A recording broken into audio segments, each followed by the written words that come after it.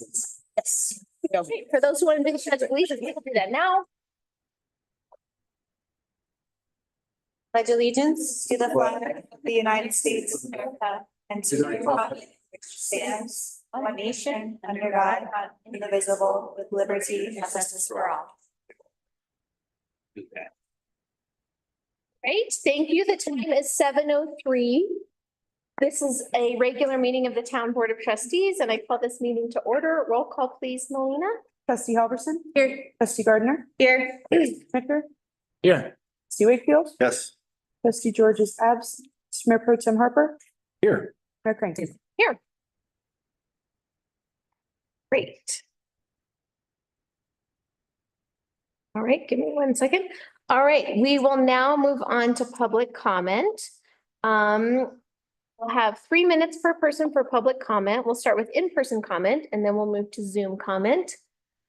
For those, I'm thinking about our agenda item for which I think a lot of you are here. I think we'll do this a couple different ways, just checking in with the trustees and staff about this. So for the Blair Street project in particular, if there is an individual, maybe our lovely Mr. Walco, who might want to give a little background, speak to kind of the overall context. I would say we could do that during the agenda item for that. If there's other individuals that just have public comment that want to share, please do that. We won't take public comment at the Blair Street agenda item, except for hearing from Bill. That would be my recommendation.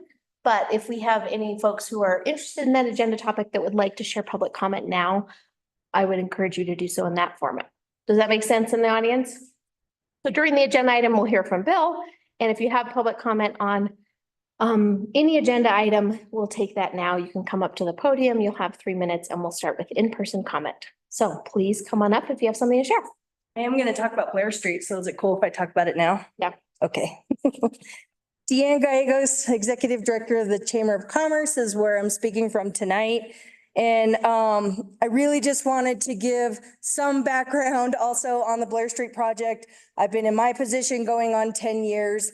And when I took this chamber job on 10 years ago, the Blair Street project was an old shelved project. And so I personally have been trying to move this along with the Blair Street owners for almost a decade now. And so I went back to my computer when I saw this on the agenda item. It was April of 2019 when we revived it for probably the third or fourth time. And they sent Michelle Fury, Bill Walco, and myself to Aspen for Downtown Colorado Inc.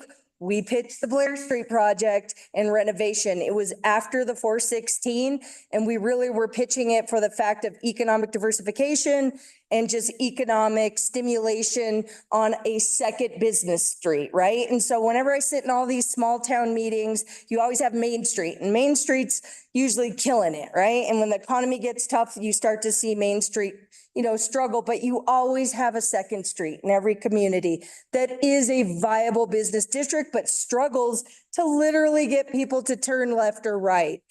Silverton is growing. Silverton is bustling. It's not the same conversation as 5 years ago. So to invest in our economic future, to invest in our corridor, to continue to hope and dream to grow our business community, Blair Street vision was to incubate small businesses, to cultivate artists, to have community. And you guys achieved that with the DC Park. That is coming to fruition. That is where the town of Silverton is going to hold its 150th party. That being said, man, don't take the eye off the ball. I know it's a lot of money. I know it gets stressful worrying and applying and going after grants.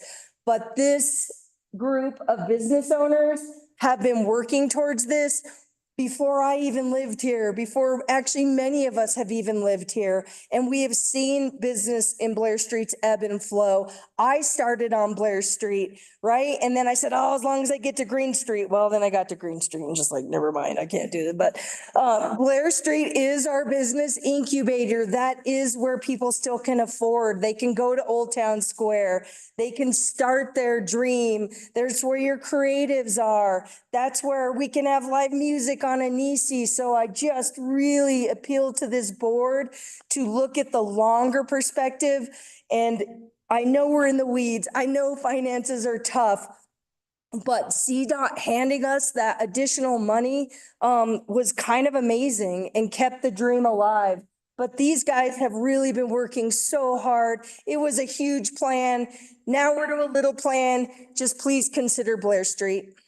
Thank you. All right, welcome additional comment.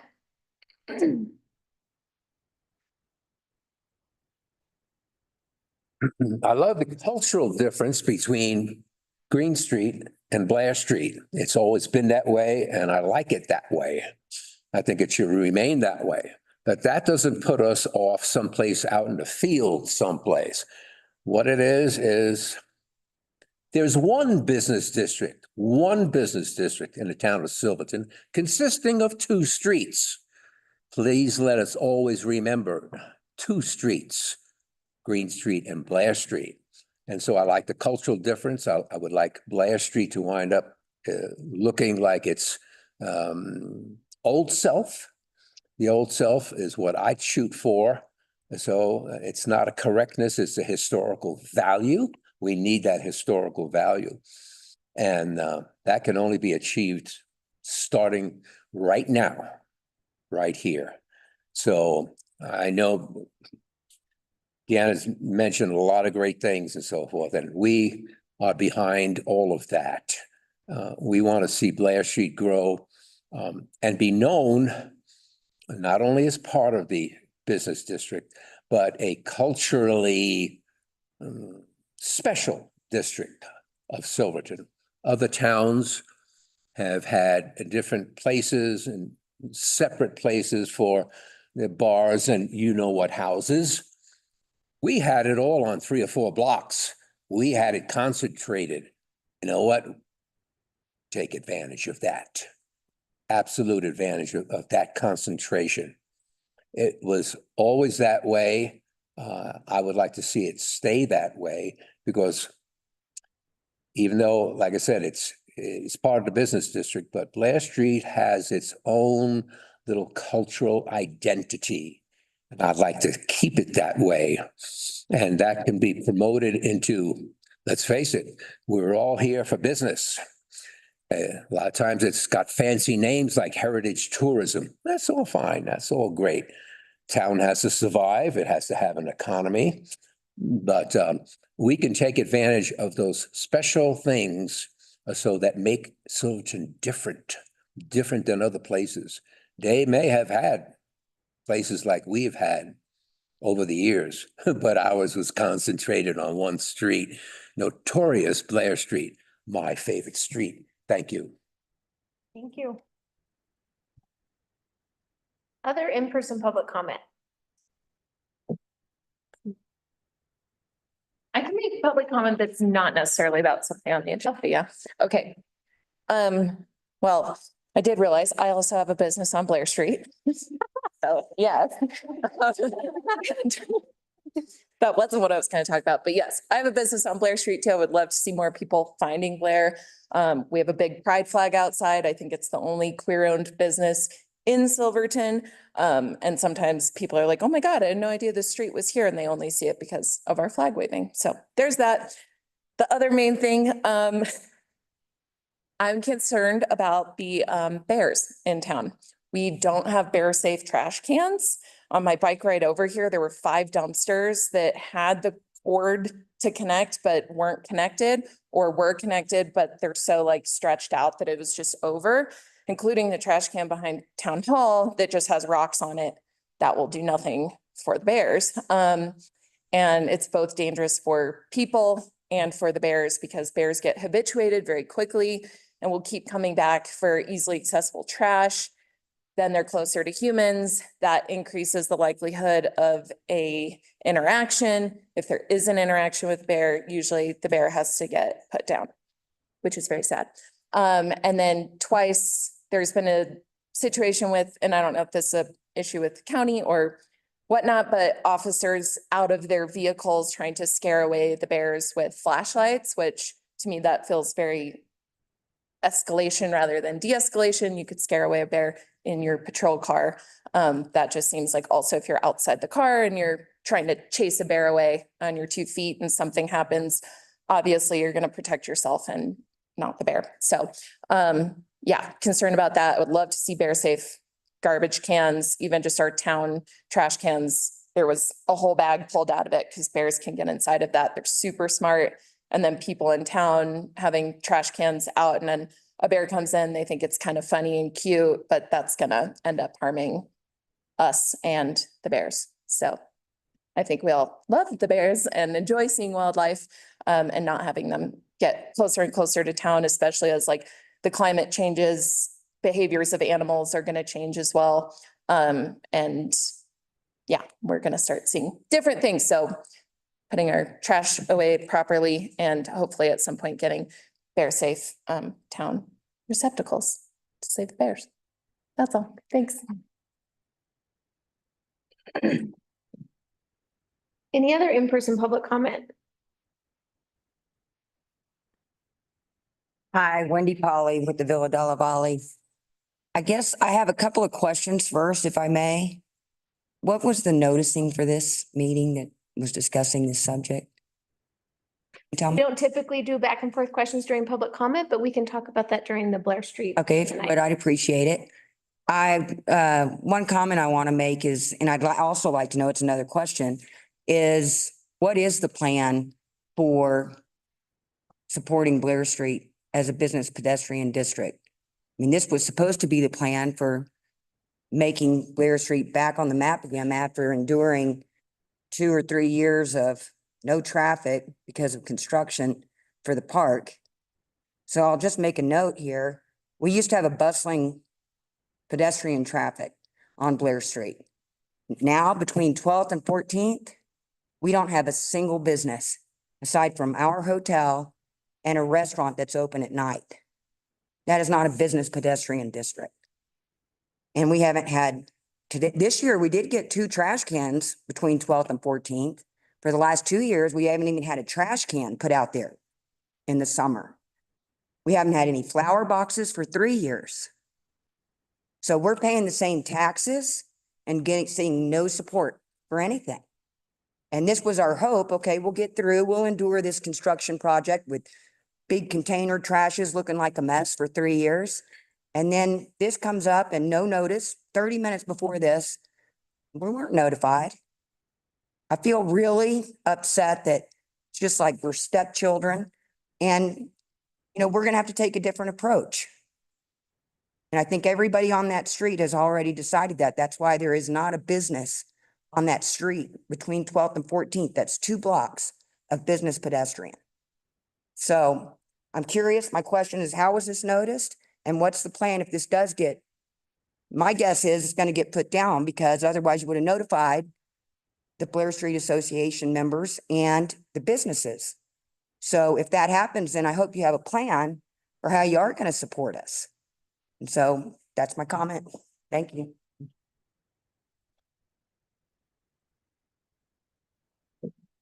Additional public comment in person?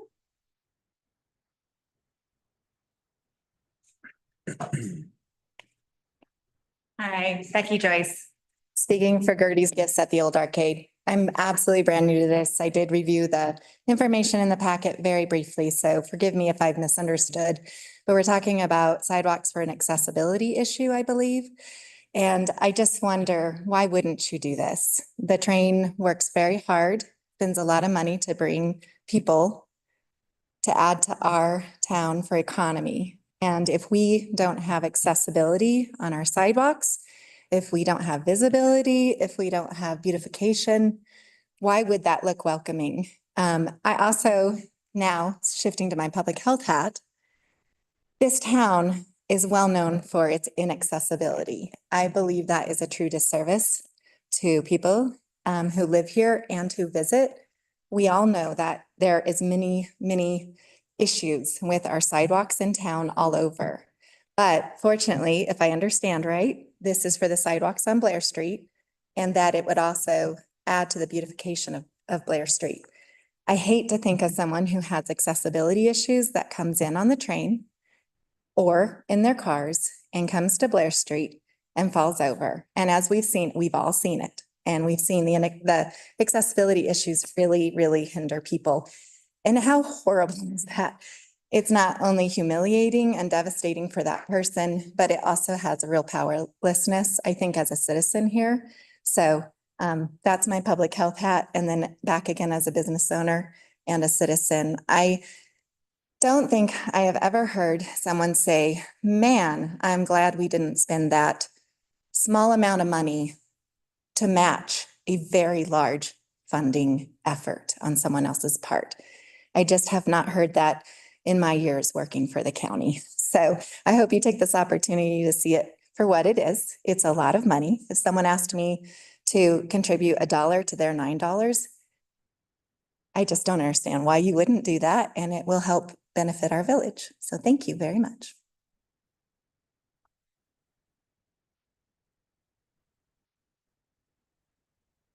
Additional public comment?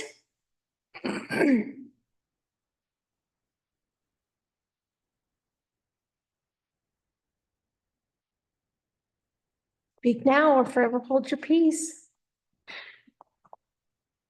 All right, seeing no more in-person comment, we'll close in-person comment and we'll move to Zoom. If you're on Zoom and you'd like to make a public comment, please click the raise hand button and we'll promote you to panelist.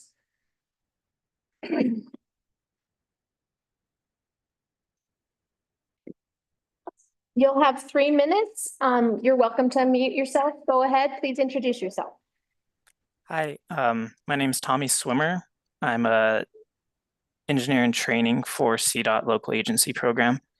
And I just wanted to just introduce myself, and I just attended this meeting because I wanted to see what was going on with the Blair Street project. That's a local agency CDOT project.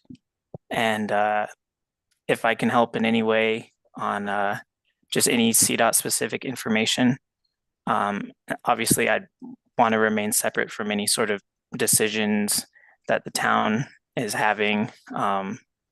I guess, I mean, y'all would know more than me since y'all live there and, you know, are a part of that community. So I'm just here to offer, hopefully, help in the CDOT realm of things. And thank you. Thanks, Tommy. That's great. We'll be doing this agenda item in a little bit. And so we'd love for you to stay on the line. And if the town board has some questions for you, we can reach out. Sounds great. Thank you. Thanks for being here. Any other Zoom comments on this topic or any topic?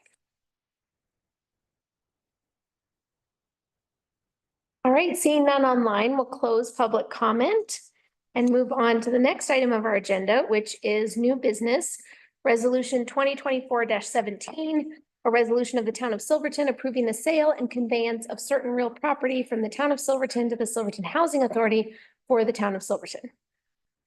No way, Lucy. All right.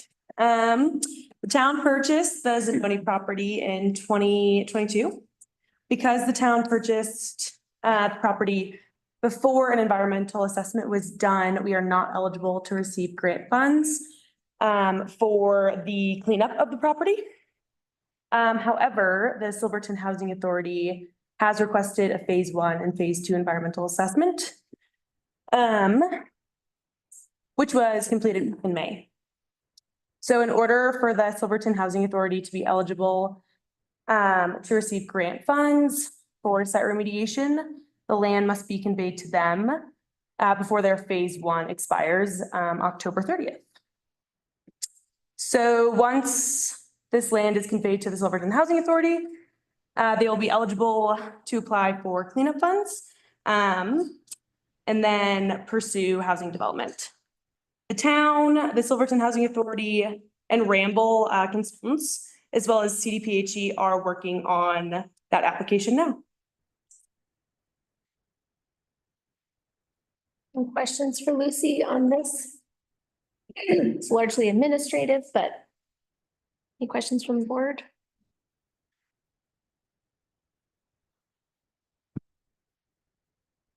Okay, would someone like to make a motion? It's on page 26. I'll make a motion to approve resolution 2024-17. Resolution of the town of Silverton approving the sale and conveyance of certain real property from the town of Silverton to the Silverton Housing Authority for the town of Silverton. Second. Great, roll call please, Melina. Trustee Halverson, Yes. trustee Gardner, Yes. trustee Schnittker, Yes. trustee Wakefield, Yes. Mayor Pro Tem Harper, Yes. Mayor Kranker. Yes. Great, Thank you, guys. thanks, Lucy. All right, we'll now move on to agenda item 4B, resolution 2024-18, a resolution of the town of Silverton providing that certain appointed officials of the town of Silverton shall be deemed not to be employees within the meaning of the workers' compensation laws. Yes, and so we go through this one every year. It is a small amount that would increase if we were to keep these board members on. But best practice is to opt out of that portion of the workers' comp. And CIRSA requires that we do this 45 days before the end of the year. So they give it to us now and they say you have to be done with it by November. So any questions on the resolution or how that works? I'll make a motion to approve resolution 2024-18, a resolution providing that certain appointed officials of the town of Silverton shall be deemed not to be employees within the meaning of the workers' compensation laws. Second. Thanks, Melina. Roll call, please. Trustee Halverson, Yes. trustee Gardner, Yes. trustee Schnittker, Yes. trustee Wakefield, Yes. Pro Tem Harper, Yes. Mayor Kranker. Yes. Great, thank you. All right, we're now moving on to the moment you've all been waiting for. See how efficient and effective we are? This is your local government at work. We're gonna move on to agenda item 4C, which is Blair Street funding decision point. So I think we'll have some info from staff. I know Bill had to step out, but get him back as he's been spearheading a bit of this if we're gonna hear from him. And we'll kick off the discussion. All right. I wanted to respond real quick while Steve's getting set up to Ms. Polly's question around noticing. So this isn't a public hearing like you'd have with a land use application, so we wouldn't notice it in the paper or something like that, but I strongly encourage all community members to sign up for our email list. You can get the agenda packet and you'll see what's on the agenda, because pretty much every time we have a meeting, we might be discussing something that you care about. And we can't pick out what's relevant to everyone. And so I really encourage you to stay engaged in your local government. Sign up for that email list. You can click on the first page of our packet. That's what you would get in the email list. You get a notification that there's a meeting. It's a very easy click for the packet and you can see the first page of the agenda. And again, I know we all get busy. We get 1,000 emails in our inbox, but it's really the most effective way to know, hey, is the town board talking about something I care about? Because we do a lot of business here. We have a lot of long meetings, and I suspect that more often than not, there is something that you care about, and we love to have you in the audience or online. That's what makes town government work. That's how we help get direction. So as far as if you want to know what's happening, if you want to know what's on the agenda, sign up for the email list. You'll get the packet, you'll get the agenda, and you'll know when the meetings are happening. Can I make another Yes. plug there? Yes. We also post it on our front door the Thursday before every meeting. So from Thursday to Monday, it is posted on the front door and you can always check there. Right? I don't like email. Right, and you can go to the website. There's it's pretty easy to navigate for online documents and board packets. And it's also a great way to look at previous board packets. So we've tried to be as transparent as possible. The YouTube channel is a great way to tune in to meetings that have already happened. If you couldn't make it and you wanted to know, whoa, what was that discussion? It's also helpful to listen to it on speed. I'm just giving that little tip. We don't get to talk faster and go through it faster, but you can listen to it faster if you'd like to. So that's a little plug as far as noticing and kind of knowing what's happening at town hall on that point. So, all right, staff, take it away. All right. Let's start out. Sure. So this project's been around for a while and there's been pursuit of funding and have been selected for some grant monies that are somewhat complicated, as illustrated by the memo. We have committed match funding to the original award. It was voted on to accept additional funds April 8th and to then draft a future resolution for the matching funds. CDOT folks are concerned that inflation is devaluing the award and advise we choose a direction to move. Thanks, Steve. And would it be helpful for us to walk you through our memo a little bit? Yeah. I, Helpful here and then also for the folks tuning along. Yeah, it's because it is a little complicated. I think the biggest sticking point here is that we do go out for plans. And we do have plans for the entire scope of the project, but they are not CDOT compliant plans. And so whatever we do, we need to get CDOT compliant plans, which, as you'll see in your memo, is a significant increase in cost than what we originally paid for our SGM plans. Basically, we got them from SGM. Walk them through. You want me to? Yeah, I can Okay. continue All on. right. Is there a way we could pull it up on the screen? Yeah, I will join our meeting and share my screen if that works. That could be helpful. And do we want to, Melina, do you mind turning it just a little bit for our folks? We also have a couple of seats over here if you guys wanted. Come on. Put around. It's really hard. I've been trying to figure out how to do it. Yeah, Wait. we have the memo in front of us, but we can put it up there so folks can see what we're talking about.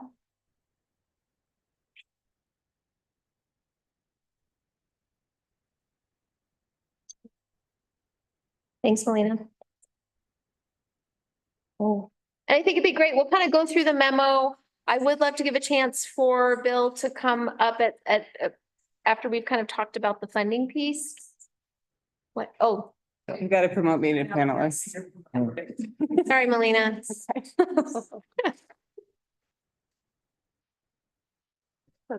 Does this projector work at all? Or just project it? For future use. That's what I mean. Yep. So I think what we'll do is we'll have Steve and Gloria go through the funding. So we're all kind of on the same page. I think we could hear from Bill and Blair Street Association, kind of a little bit of history for folks that are new to the board. And then we can have trustee discussion. Does that sound good to everybody? Yeah. There is another public comment at the end too, right? Yes, so there will be opportunity for public comment at the end of the meeting as well. So I think for time's sake, we'll just invite Bill as a lovely representative, and then if other folks are staying on and have public comment at the end of the meeting, we welcome that. And you can also always email the trustees with one click of a button. All right. Great. All right, so, Where are we starting at? well, I was just gonna go with options. Okay, we're gonna. I go start at through the option. entirety of all of this. No, I mean, that's why we write memos. So we'll start with the options for you all, if that's okay. So I have an option A of continue the course in pursuit of the full scope of the project. Direct staff to pursue a DOLA grant in 2025 to cover 50% of SGM. So a piece of the complication is because of entering into agreements with SGM, prior to getting the grant money cannot go towards SGM's work on design. For SGM to take their original plans up to CDOT standards for the full scope is about $255,000. To bring them up to CDOT standards for a reduced scope would be $183,000. And so then we have those dollars on top of our match dollars is what town is coming up with out of pocket. Let's see, so then there's also you could go to RFQ if you're thinking, well, gosh, we don't want to have to spend money towards SGM. You can go to RFQ for a new set of plans. And then you're looking at sort of diving in again and utilizing those TAP funds to be able to pay for design work.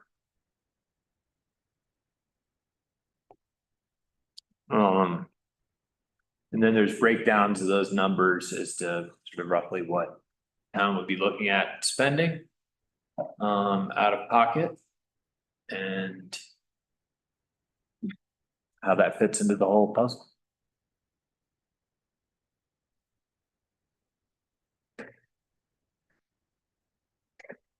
Just to clarify the numbers really quickly. So the last estimate we had for the partial scope, which was 2 blocks, excluding lighting, was 833,000. Yes.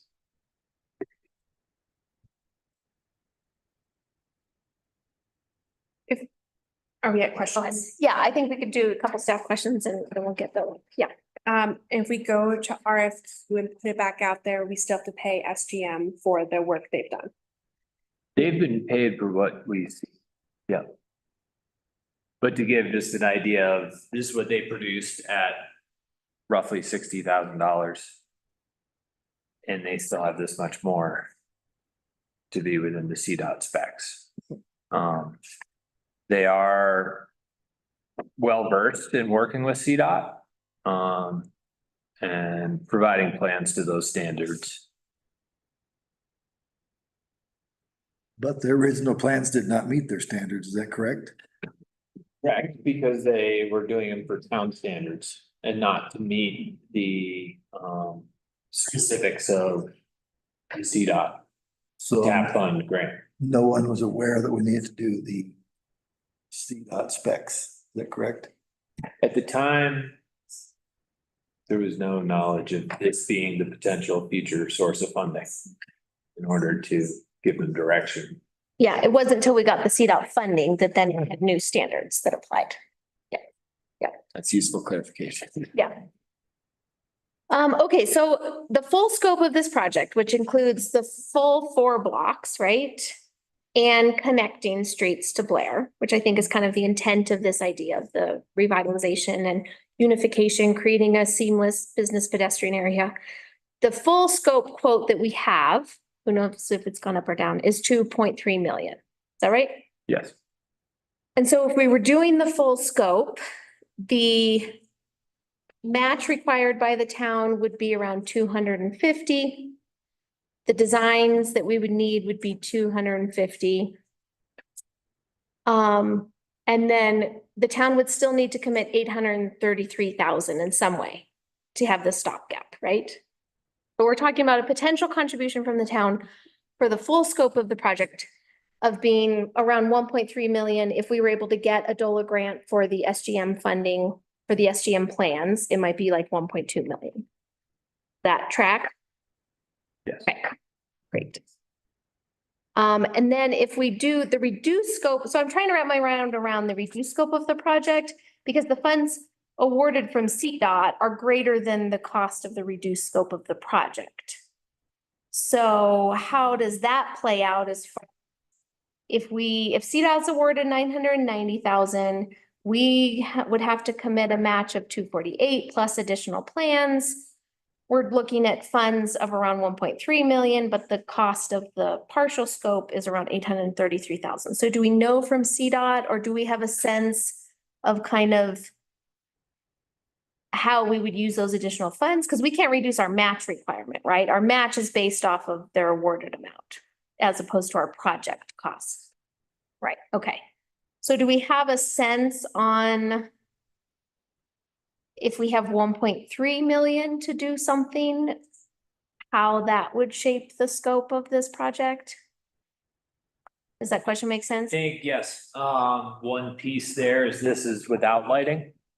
Right. It would provide the 1,200 linear feet of conduit for the lighting, Mhm. so. I feel like that could be a area that was looked at, and that is estimated at 350,000.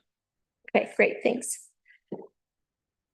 And so if we're thinking about full scope, we're talking about a potential town contribution of 1.3 to 1.2 million. If we're talking about a partial scope, we're talking about a contribution of around I think it's in the memo, around 380, I think it's 378.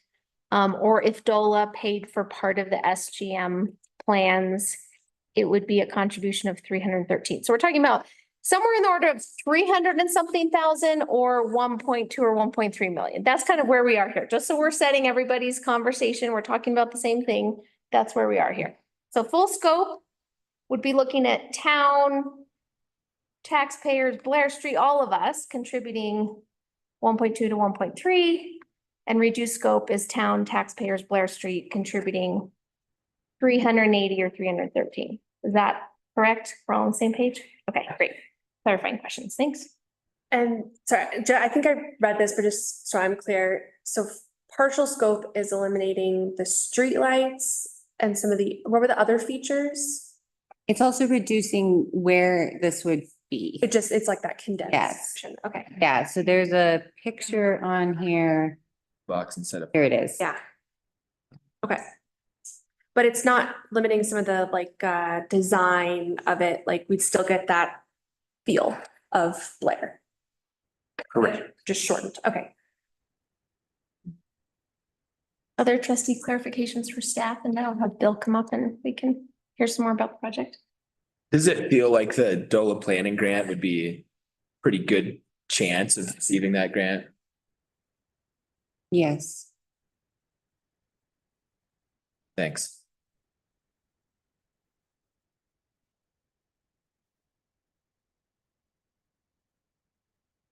And we can deliberate more too and have other questions from staff. Bill, do you want to come on up and just kind of, you've been with this for a long time. Yes. I know some are new on the board, some have heard this before. Many of us have been part of the community for a while and known about this. So just kind of overview things you wanted to share about the history of this project. Okay. Yeah. I'm Bill Walkle. I've been a Blair Street resident for 28 years now. My wife and I operate Natalia's restaurant. And I got involved with the Blair Street Association quite a few years ago. There were discussions amongst Blair Street business owners and residents on what could or should be done to try to help the situation, because it is very challenging trying to operate a business on Blair Street. There's a lot of things stacked against you if you're in that environment, and we were looking for ways to improve things. And early efforts involved what we might do as a group, try to pool resources, but we understood rather quickly we weren't going to get very far, because what we really needed was lighting and new sidewalks. Some of the sidewalks date back to the era right after the Great Depression, WPA and CCC. And this is a harsh environment, so concrete doesn't last forever. So it is difficult when you're combining walking on an uneven surface or a damaged surface when the lighting is non-existent or poor. And people, especially older people, don't want to navigate that at night. It's dangerous. So we've had that issue that businesses that otherwise might want to be open into the evening hours to have a chance to pay their bills really can't do that, because there's not enough people that are willing to do that. So we realized we really need to do this in the right way, and it required a partnership with the town of Silverton.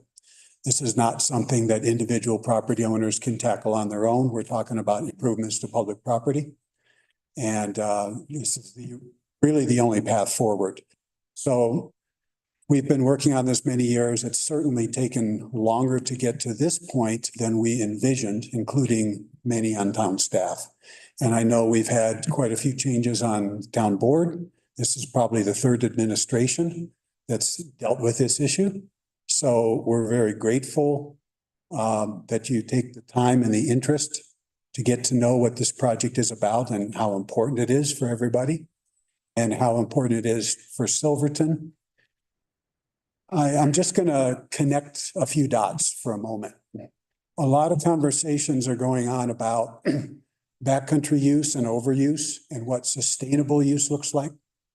And if you think about what Silverton needs to be in the future, one of the things that can help the backcountry problem is for our future outlook to be more Silverton centered rather than backcountry centered. We've got a lot of people that would come here and maybe not respect or be good stewards of our resources. And they tear things up, and we know that that has to be limited, whether we do it, whether the federal government does it. So if you think about how Silverton community support for tourism is going to transform in the future, it's going to have to be based more on people coming here with an interest in things to do within Silverton, whether it's the museum, whether it's heritage tourism, whether it's just a broader offering of products and services. That's what Silverton's future is going to be if it's going to be successful. So this infrastructure improvement that we're asking support for is part and parcel to that goal. So it's really important that we do this. I do want to transfer very quickly to a question you brought up, whether it's full scope or limited scope.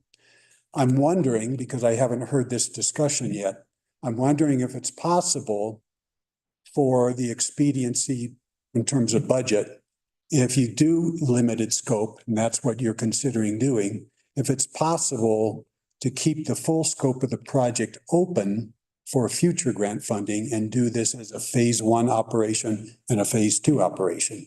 Something like that might give us more options in the future for funding to keep it going rather than an entirely new project. So, does anybody have questions for me? Okay. Go ahead. Oh, so if we go with the partial scope and we don't do the lighting, it doesn't really sound like that meets part of the goals of the project, right? Yes. Okay, in your. Obviously, the concern for any stakeholders on Blair Street and Silverton residents more broadly is what kind of a time frame are we looking at to eventually get the lighting done? Are we talking about 1 season difference, or is this going to morph into 2 or 3 or 4 seasons? Because if it's a significant delay, there's going to be some real concern over that. I had a question for you, Bill. I appreciate you taking my phone call this afternoon. We got cut off. And so the rest of my colleagues didn't get to hear your response to this question, but I was curious if the Blair Street stakeholders or Blair Street Association had considered kind of a special improvement district, right? There's this idea that this is kind of an investment that really, obviously it's an economic development strategy, and that's definitely something that the town can invest in and does in a variety of ways. And it's also an infrastructure improvement that benefits us, you know, certain contained group of residents. And so was there any conversation around a special improvement district, especially considering that our current code, and I believe our future code, places the responsibility for sidewalk improvement and construction on the property owner? I don't know if everybody's aware of that. Most of us don't have sidewalks in front of our houses, but it is currently the responsibility of the property owner for sidewalk improvements and accessibility and infrastructure. And so I was just curious, and you answered this for me, but my colleagues didn't get to hear it. Had the Blair Street Association or stakeholder group thought about a special improvement district to kind of help share more of the cost for the folks that are going to benefit the most? We actually did explore that several years ago. And what we found at the time is that the composition of property owners on the affected district consisted of slightly more residential property owners than business property owners. And their calculation is a little bit different than a business owner's calculation. They don't get a return on their investment as a residential property owner. And many of the property owners, when we did this survey some years ago, were older, fixed income, retired, and they just couldn't swallow an increase in property taxes. And so there wasn't enough support for us to have a majority vote in favor of forming a special improvement district. So we thought about a couple other ways we might do this.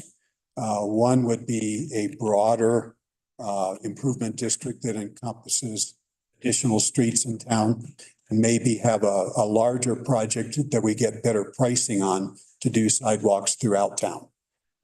We didn't go further on that to really explore the feasibility of it because we kind of switched gears and decided to pursue grant funding because that seemed like the more expedient thing to do. So Thanks for that. That remains unanswered. Thanks. Mhm. The second question I had was, had the town, and this is a town staff question, you may or may not know, and Blair Street Stakeholder Group, had anybody explored options for funding potentially with kind of the train as a user group? You know, this would significantly improve the customer experience off the train. So had that partnership ever been explored as far as kind of a funding relationship and support there? I'm not aware of any comprehensive effort to do that. We did have some discussions early on to know what improvements the railroad might be looking for as part of this project. One of the things that came from that conversation was the need for drainage for the 12th and Blair intersection. Every time it rains, especially significantly, people walking to or from the train end up with wet socks and shoes. And even if they're getting ready to board the train, they've got 3.5 hours of wet feet on the way back. Yeah. People that go through that experience are never coming back to Silverton because they just feel like we let them down. And that's been a problem. We had somebody fall in a erosion path the other day and had a significant injury to the arm, a lot of bleeding. Had to take care of that customer. And somebody got stuck in a wheelchair. The person pushing them could not get them through that intersection with all the water going. So that was one of the things we wanted water to go under that intersection, not over the surface in regard to the customers from the railroad. Thanks. And so do the plans we have in this scope address the water drainage issues or not necessarily? Because we still don't have underground storm. I believe they do for that section. I don't know how far they carry it. Thanks. Does staff have anything to add regarding kind of any conversations with Train as a partner in this improvement? No. Yeah. Okay. Haven't been directed for that. Thanks. Any other trustee questions for Bill?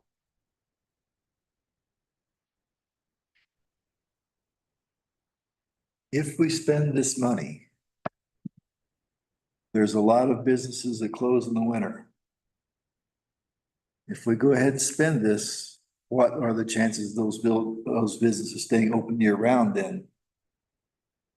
You might get some, consider that, but coupled with that, the question is going to be, what do you do with the snow? Because that's one of the issues that makes some businesses on Blair Street consider not opening because the snow is always in the way of the customers.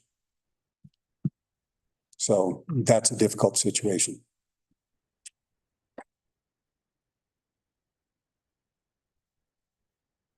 Questions for Bill?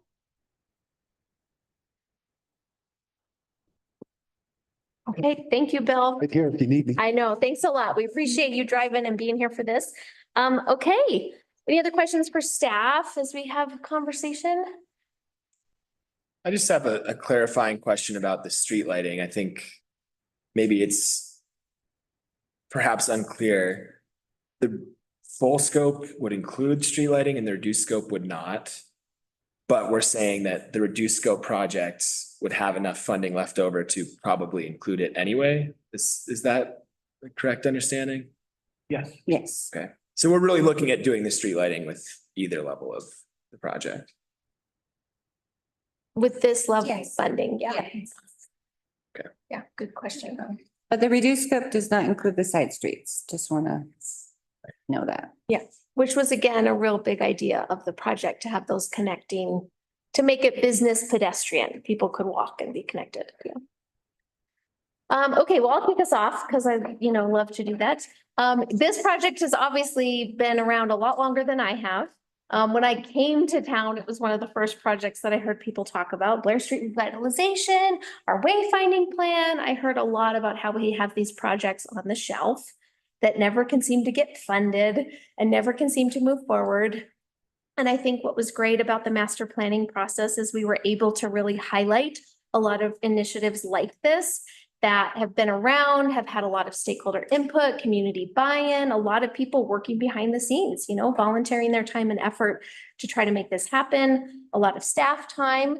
I mean, just since I've been on the board, I've known that we've had staff multiple iterations of staff. Steve's the recent conscript to this project to pursue funding. And so I think I can assure the community that we have diligently pursued funding sources for this project. I mean, we have written multiple grants, worked with CDOT in a lot of ways, been turned down in multiple ways, and just been trying to find the right fit of funding for this project. So Bill, maybe your patience is paid off because we have definitely found an option. I wanted to share that when I went to Glenwood with Jim and a couple other colleagues here, and we went to Glenwood and we were talking about affordable housing, but what they were also talking about at that workshop, and community builders did it, and they were the ones who did our master planning process. They talked a lot about placemaking and investing in placemaking and creating this sense of space in your community where you're investing in revitalizing an area, you're creating a sense of community, you're bringing locals and visitors to the area, and you're revitalizing a neglected space. And that really kind of resonated with me regarding the Blair Street project, because I felt like this is kind of what it's been talking about, is placemaking, making a space where both our visitors, primarily our visitors, but also our residents feel like it's connected to the rest of the business district, that it has some level of investment in kind of the economic mentality. So that was the first piece. You know, these blocks are places where thousands of tourists first experience Silverton. Wet socks are not wet socks. And it's really a part of our historic character and story. It's also identified in the master plan in several areas. And I think, you know, Bill, you and I had this great conversation thinking about the budget. I think it's really important to take advantage of grant opportunities as they arise, right? We don't know how long these kinds of funding options will be available, what's going to happen in the future. But I'm still having a little bit of trouble ignoring like the significant level of town investment that we're looking to make to kind of benefit just a small portion of town. And the reason why I'm kind of having this hang up is because I keep thinking about the investment we just made in NEC Park. And that was a very significant town investment, you know, upwards of $1 million for what stands out in my mind again is placemaking. We were investing in a space. We were investing in creating an experience on Blair Street for our locals, for our visitors. And so I'm sort of stuck on this. Well, like, didn't we just do this as far as Blair Street goes from the town's perspective? And we got lots of comments, pro and con. That was when I was new on the board, and we had lots of commentary about how much we were spending on that project and how expensive it was for just one area, and should the town be doing this? And so I'm having, again, I think I'll have some more clarifying questions, but I think when we're talking about both ends of the spectrum of the scope that we're looking of investment, it's great that we have this grant right here. It's not an insignificant amount of money. But we've also learned through working on this for multiple years with decently dedicated staff time that getting this project to the full scope is proving really challenging. It's proving very challenging to find the full amount of dollars that we need. And so what we're faced with is either upwards of a $300,000 commitment, which is cash, taxpayer cash that we have to think about spending, or upwards of like 1.2 or 1.3. I mean, that number feels very shocking to me. It feels very hard to think about spending that level of investment in this particular project. And I think the thing that I'm struggling with a little bit is, what are we not doing if we commit to this project? And let's just take the smaller scope, right? Because that's a more like palatable number. The $1.2 million number is very hard for me to wrap my brain around. So let's take the $300,000 number. If we think about what does $300,000 do in our community, it can be invested in economic development like we're talking about here. And I think, again, there's been a lot of momentum around doing something like this on Blair Street. But I also think about the whole variety of other priorities that the town has to consider, irrespective of whatever budget situation we're facing right now. All the other priorities that we have that also have been identified in the master plan and also are really important priorities to a wide variety of community members or a small amount of community members. And the things that come to my mind is like, we have a lot of building and assets around town that need investment and maintenance. I hear this from community members all the time. We're not taking care of what we have. Things are falling down. It's not working. Whether that be the Kendall Recreation Center, the library, the visitor center, and the track complex over there. We always get proposals about what we should be doing down there. Memorial Park, the Carriage House, Town Hall, Mullis Lake. We have kind of plans and needs for all of those assets that we're thinking about. I think we also have a whole lot of other plans on the shelf that need investment, whether that's the Silverton Areas Trails Plan, the Animas River Corridor Plan, the Kendall Mountain Master Plan, the Mullis Lake Development Guide, the Wayfinding Plan, and Blair Street Revitalization Plan. So I think I would encourage the board. We have a lot of momentum and effort around this particular project. And there's been staff time, and there's been community member time thinking about this and investing in this being an economic development strategy. I also do want to encourage us as a board and a community to consider how we have to prioritize all of these different projects that we're investing in. And so what does $300,000 get us in all these other priorities as well? And I'm having a hard time kind of placing this in the budget conversation when we're trying to think about other capital improvements priority, other economic development strategies. Again, especially when I look at our code that says, well, property owners are responsible for their sidewalks. I mean, we don't enforce that. We don't require that everywhere. Obviously, in certain business districts, we do things differently. We don't put planters on everybody's street like we might do on Green Street. And it's a perfectly valid point that we could do more of that on Blair. But this is a significant level of investment of taxpayer dollars for a small area. And so I'm kind of stuck on how this also fits within all of our other priorities that we have to think about. So that's my piece for now, but I would be very open to hearing colleagues' comments and staff input. Yeah, I mean, I do see both sides, but I would consider Blair Street to be a vital part of our economy, and town has spent so much time working on this. We're getting some sort of funding. Even if it's a reduced scope, I'm leaning towards the fact that we need to do this to make it more accessible. Inaccessibility equals inequity, and it's right now Blair Street, people aren't coming over there. And I mean, with the reduced scope too, I would want some street lighting because especially our businesses, as they open in the wintertime, going to dinner when it's, getting darker out later, people might not go out or be nervous to walk home. So I mean, even if it's a reduced scope, I do see that it's a lot of money. If we can do a phase 1, phase 2 project, I would support looking into that. Thanks, Amy. In reading this, it says we have 10 years to break ground. Is that correct? Yes. And then I also see that our motion is to accept the additional CDOT granted funds. Is that money available if we do the reduced project? Yes, the April 8th decision. Yes. Yes, correct. That part I like. The part I don't like is the sidewalks.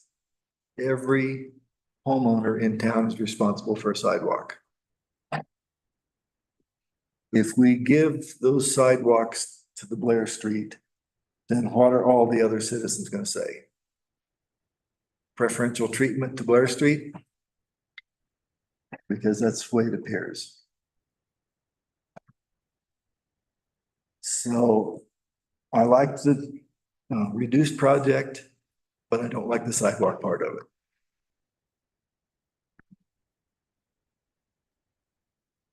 Ron, did you have, are you thinking do everything except for the sidewalk, the grading, the drainage, the lighting, and do some sort of, it's on the property owner to do this? An idea? I don't, but property owners all over town would have to pay for sidewalks.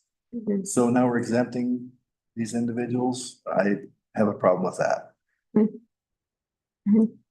I think in an instance like this, you need kind of a scope of a project. You're trying to create a continuous area. So I can see that point, but you're hammering on the part that I'm struggling with as well, is like, it's a significant amount of taxpayer town dollars for select benefit is kind of where I'm struggling. But what we're here to do is to accept the additional CDOT funds or to forfeit the CDOT funds. So Or could you add clarification on that? Because, yeah,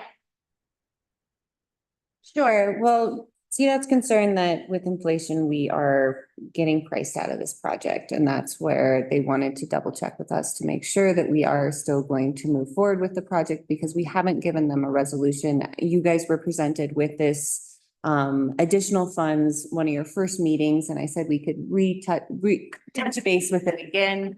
And we've asked CDOT for that extra grace so that you guys have some time under your belt before making a decision like this. But now we're kind of under the gun of needing to make a resolution to accept those funds and to commit our funds. right. That's the piece I think is important to know. If we accept the funds, then we are committing in our 2025 budget the grant match amounts. Potentially, yes. Right, so we have to come up with that money in 2025, correct. but the project doesn't necessarily start for 12 years. Well, so that was the leeway they gave us is that we didn't have to start it for 10 years, but we do need to commit to it. And they're worried that if we wait, that inflation will keep escalating us out of the project. Question of Finance Committee, you've been starting to get ready for the super fun season. Like, what's this pay for look like? Are we even gonna be able to find this money in the 2025 budget? I'm gonna kick that back to Gloria, because I think we've been talking high level philosophical, economic development strategy, capital improvement strategy. How does the Blair Street project fit with all of that? And you know, I think it's important to keep that perspective because it's kind of about how do we prioritize and strategize? And then we come back to, well, what does our budget actually look like for next year? And what would committing this level of funding look like for the budget? And what are we giving up? It's the question I will ask every budget season. What are we giving up? What do we gain and what do we give up? Could we commit these funds in 2025?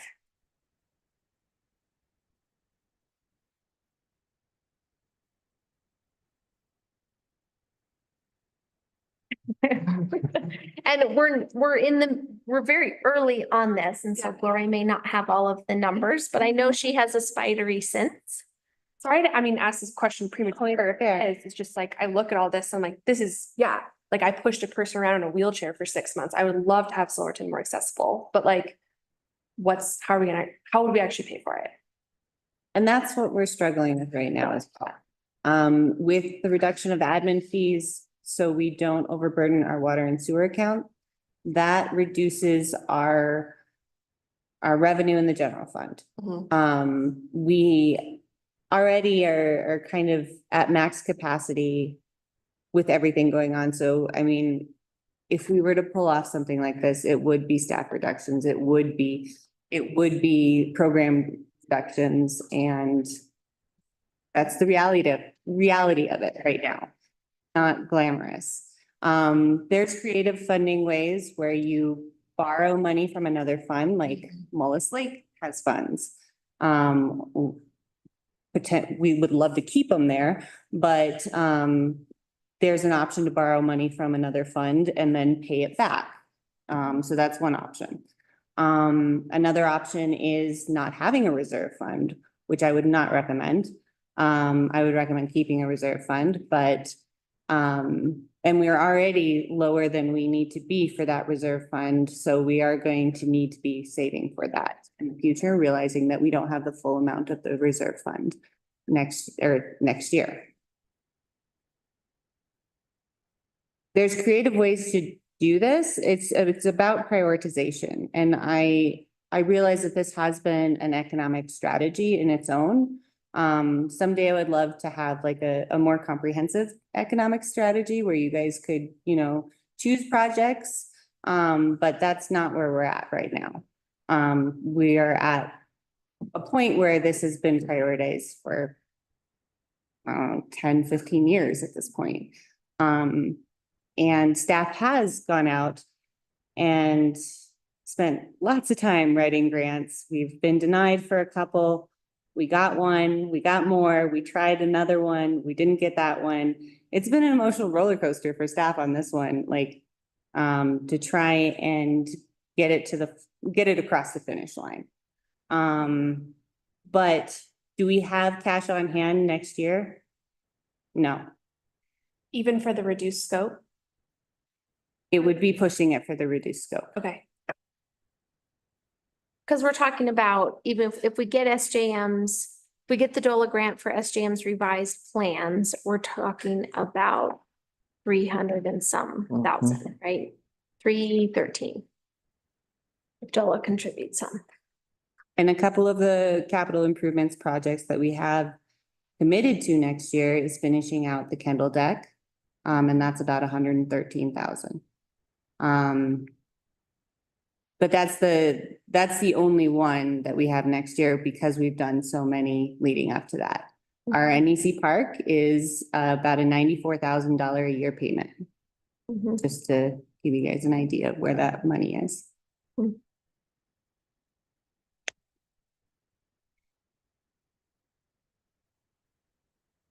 I think it's a really tricky decision because like Gloria said, we have our current budget reality of what we've invested in. And we also have an opportunity in front of us. I think this is an opportunity. This is what the Blair Street Association and the stakeholders have wanted for a while, is to have money committed. I'm certainly not discounting that CDOT is allocating us, significant amount of the cash for the reduced scope of this project.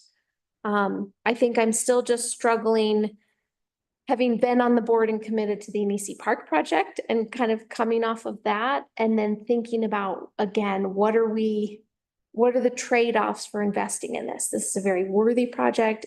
It's a project that would benefit our community, benefit our visitor experience. Is it the right project and right level of investment right now? And What's tough too is I hear this is it's expensive to improve sidewalks and put in lighting, and it's it doesn't seem possible without our support from a town, right? Like we've heard that. So it is that catch-22 of I don't think it's reasonable to expect the sidewalks to be built by the Blair Street Association because it's expensive. How are they supposed to raise that money? And so that's the tough part too of anyone improving sidewalks is expensive. So now I'm concerned about our code. And so of just what's that look like? I don't even think we can take on that burden. So, and this seems to be one of the worst parts of town. People come into the shop all the time complaining about the cold. And that does suck when people don't want to come back because they got wet. But will the sales tax increase enough to make up the difference? That's the really tough economic forecast, right?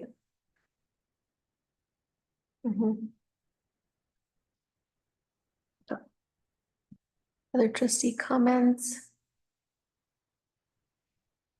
I have a couple of thoughts, but what I want to share just right now is that I think we need to be careful to not get trapped in this sunk cost bias. And we've spent so much, of staff time and town resources thinking about this project, and I absolutely support that. I think that's the right thing to do. And I think this project has a lot of things going for it. And we know exactly what those things are now that we've gone through the scoping and the design work and everything.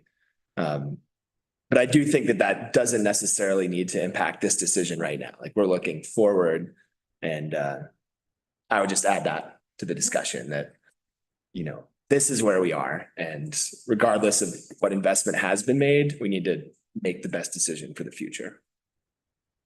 He said some cost, Jim. Someone else is looking at economist terms. The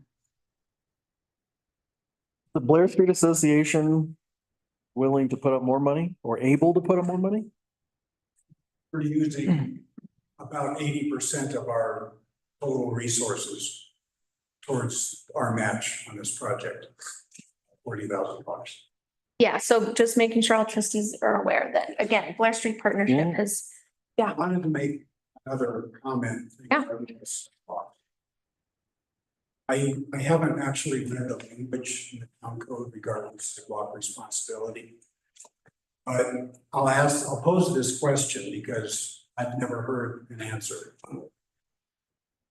How would the town interact with a property owner who was gonna replace 25, 50, 75, 100 feet of sidewalk on their property frontage?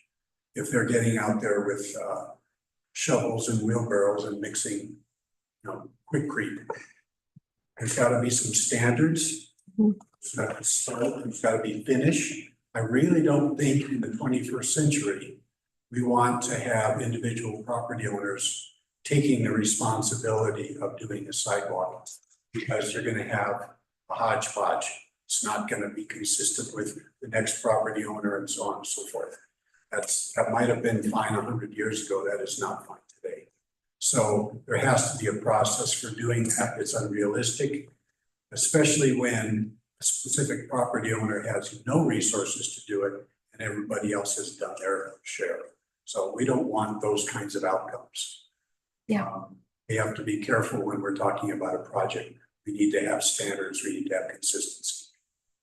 Do we have any comments on that from Public Works or the future land use code rewrite? I mean, obviously, when we're dealing with, subdivisions or development agreements, we're talking about a developer putting in whole stretches.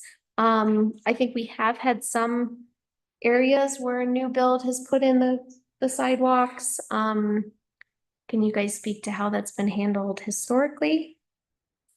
Yeah, I can speak on it a little bit. Section or chapter 11 of the municipal codes. This is outside of the land use code. Our current code. Our current code, yeah. Chapter 11 is streets, sidewalks, and public property. And it's section 11 to 30. And it basically just lays out that it's the duty and responsibility of the property owner to maintain their sidewalk. And that it should be in good repair and conformity with the established grade of the adjacent street.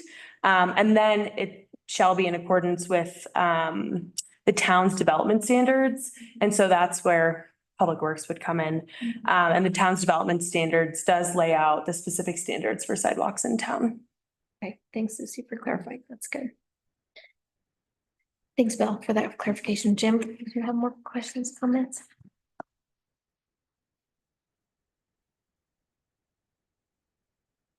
Always. I always do. This is called the Blair Street Sidewalk Improvement. Correct? So doing it without the sidewalk doesn't work. We gotta do the sidewalk, right? Do it. If we're gonna do it, we gotta do the sidewalk. Knowing our current financial situation, I don't see how we can do a full scope. And even a phase one approach, phase two, phase three approach at this current point in time, knowing where we're at, is going to be difficult and is going to be stretching it. Even with removing the street lamps, it drops it down a little bit. However, discussion was, we want the street lamp, right? Correct. This is a tough one. And this puts us in a pickle. And I like to use that term a lot.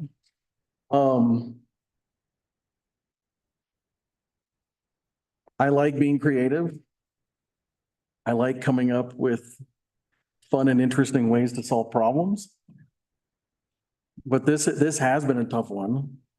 I was in several of those meetings with Michelle, yourself, Deanne, years and years ago. Are the numbers in front of us current and correct? If we just went out and hired some guy off the street, we hired a contractor. To follow our development standards, Jim. No, exactly. That's my point. This would fall pretty much where we are right here. Knowing that this was originally back in April. Now I know the cost of goods and how everything's gone up, which is why I'm asking this question. Sure. Because this is going to put us further behind the eight ball. Well, let me get creative here for just a second, or let's talk creatively. So we kind of have this wiggle room with the street lighting, but again, does not doing the street lighting allow us to really meet the goals of this intention, right? Of having smooth sidewalks and light, to light the smooth sidewalks. I think what I'm still stuck on and making sure that we're talking about the same thing is like, regardless, our commitment for grant match is like set, kind of regardless of the scope of the project. So because of what CDOT has given to us and the potential for us to get a DOLA grant, we have to commit like $313,000. That's kind of our grant match commitment, isn't it? And it So, has to be a lump sum. and it has to be committed. I mean, the DOLA amount could be, Ask Tommy if it needs to be a lump sum or not. Like, okay. Can we ask Tommy that question? Tommy, are you still here? Can we promote you to panelist? sorry. It's. Sorry, it's Melina. paid where town pays the bills and then they're First. first, Mm. the percent of. Perfect. So when it comes to budgeting, we have to allocate it in our budgets. We know that by the end of the year for 2025's budget, it would be $313,000 less this amount, and we have all the rest to play with or work with. That's what I'm stuck with, is like, we don't have a lot of options to be creative about what we do and don't include, because the grant match dictates how much we have to commit in our resolution. And so that number, we don't get cost savings really as the town of how much we have to put out of pocket if we include the lights, don't include the lights. And so if the cost, all that to say, Jim, to your point, if the estimate for the reduced scope went up, we still might have room to cover it because our overall committed funds, if it includes the CDOT award and the grant match, Right. could cover it. However, what we really have to get down to is, do we have in our budget the 313,000 or 380,000? And that brings me to my next question. Wait, can we ask a question to Tommy on? Oh, yeah, absolutely. Yeah, sorry, go ahead, Tommy. The question was kind of how the funds are committed in the budget and how the grant is reimbursing the town. Yeah, so the the TAP funds that are an 80-20 match, that's on a reimbursement basis. So Silverton will send us an invoice, and so Silverton will pay everything to the contractor and send CDOT the invoices for reimbursement, and then CDOT will send 80% of the reimbursement, and then the 20% is the Silverton's match. And Tommy, are you looking for a commitment by this board for 2025 budget? Or are you looking for a commitment in the next 5 to 10 years? Yeah, and that was something I wanted to clarify also. CDOT's in no way looking to take back any sort of funding at this point. We just want to see the project move forward, and had concerns that, you know, the money just needs to flow into the project consistently in order for it to maintain its value, especially with construction costs going up. The longer we wait, if we wait 10 years, that TAP funding isn't going to go as far. If it's, you know, if it's not going as far as you need now, it's not going to go that far in 10 years. So I'm just here to make sure the project development, you know, keeps moving forward, and just make sure the design gets done, and then we can go to construction. So you would CDOT be happy? Sorry, I'm kind of. Nope, yeah. No, We're all thinking the same thing. Clarification I'm looking for. But would CDOT be okay if the town committed to engineering next year of the full scope CDOT plans, and then potentially the next year go for a match? I know that's a stretch there, but. So are you saying that the town would pay for design out of pocket, and then you would put all the funds into construction and do the match for construction funding? Is that what I'm understanding? That's my understanding of our only option, that we couldn't use those funds for. We couldn't use They use them for design. for design, right? Unless That's we what go I'm- out to RFQ. We can't use them for design with SGM. Correct. Right. Yes, that's correct. Yeah. So if Yeah. we were to commit to going out for RFQ, right? Mhm. And so regardless of big scope, small scope, phase 1, 2, or 3, we still have to redo. All the plans. Correct. Okay. Yes. Correct. So Yeah, go ahead. So do we have to commit the full 313 to next year's budget, or can it be broken up between 2025 and 2026 potentially? So it's only 100 and Sounds like maybe. maybe, I mean, that, like, if we're trying to find room here, like, yeah. Right. I mean, if it's on a reimbursement basis, like do it over 3 years or whatever. I mean, Yeah. whatever split might be necessary. Is that what I just heard too? I believe you're correct. Okay.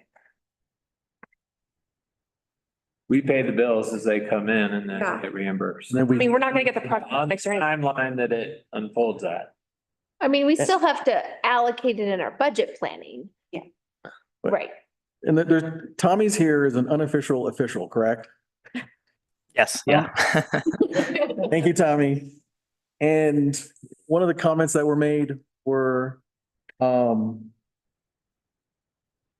if we commit a certain level of funding, we'd be forced to cut staff in certain town programs, Yes, which we don't want to do. Correct? that's very correct. Okay, there you go. That's the answer I'm looking for. So being creative and taking a creative approach and being able to come at this from several different angles is really the best and only way to attack this. And it will have to be the scaled down approach. And I don't know how y'all feel about that, but that is the best case scenario at this point in time with the resources we have. So what we would be talking about is the dollar amount still doesn't change. It's just spread over more time. Right? We still have obligations of that grant. Yeah. It's an 80-20 grant match. And we have to be careful on how we do that too, because whoever we go out with our peer, we either need to break it up and phase it out. Right. Or that needs to be clear in how we communicate. with Right. our 'Cause contractors. we're either paying someone to do it all now and we have to have the cash to pay for it to do it, or we don't have the cash to do it. And we have been encouraged to apply for, sorry, I'm being out of turn here, but have been encouraged to apply for the Main Street grant, but we've been denied that grant twice for this exact same project. Do we know why? Do we ever? I would have to go back and. Okay. Wasn't there some indication that really they're really focused on affordable housing right now? Well, I think that was one of them, and a safety. So we don't have the. We got to start documenting all those people that are tripping. Get a name? It's not tripping, Jim. Yeah, it's worse than that. And unfortunately, the accident that did happen here in town on Blair Street was over 10 years ago and doesn't count towards our grant points. Yeah. And that's what we've been told for why we didn't get our Main Street grants. So spreading it out over more years too, we could also think of some other solutions that I kind of sound like were previously explored of talking to the train, maybe of like what that would look like. It was probably a spicy one. But as we get further down this project and we need more funding for it, there's not many other funding sources. Like, I think, Well, and they do come up. I mean, funding, I mean, we always have our eye on something that's maybe gonna fit or not fit, but I think where we got discouraged was a lot of the funding came out in the last couple of years and we didn't get any of that for this. And so it's probably gonna be a lot more competitive moving forward. like, this may be as close as we can get. Maybe, yeah. what were your other questions, Carl? Well, I just have, some thoughts. Nothing new to the discussion, really. I just think seems like a a really cool project and something that our community would benefit from. I think that we do have a lot of places that we want to invest, and I think we should try to spread out our investments among those places. I think that's what creates a vibrant community and helps, you know, provide diverse opportunities for people.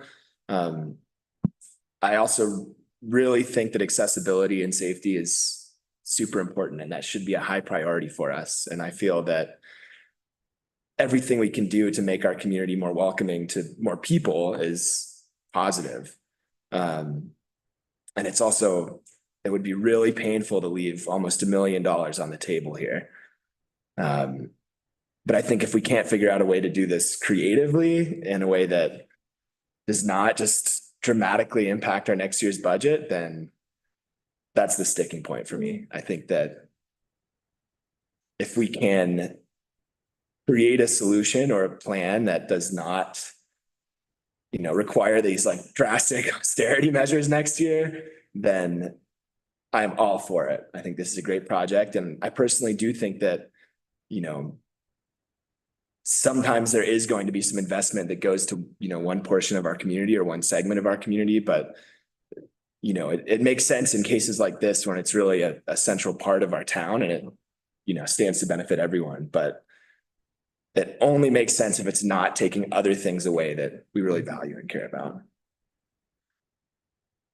Gloria, when you were talking about like we could kind of do it next year with the reduced scope, is that pulling from the like reserve or so like, because the presentation last meeting was we shouldn't really spend down on a reserve anymore. Like that's kind of the point it really came across. So like, are we gonna have to like cut something? Like where are you? So we're gonna have to make cuts regardless of Yeah. this project or not. Right. And one of those, well, thinking about it creatively, and this is the only place I was able to get to on how we could possibly afford it, was borrowing from Mullis Fund, because they do have an ending fund balance that is close to this, but it would still, it would deplete that.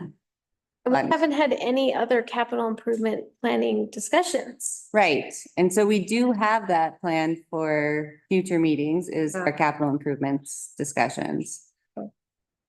And prioritizing those capital improvements. With money that we don't have. Tommy, you have your hand up if you could offer any clarifying or help, or if you have random pots of money you want to give us.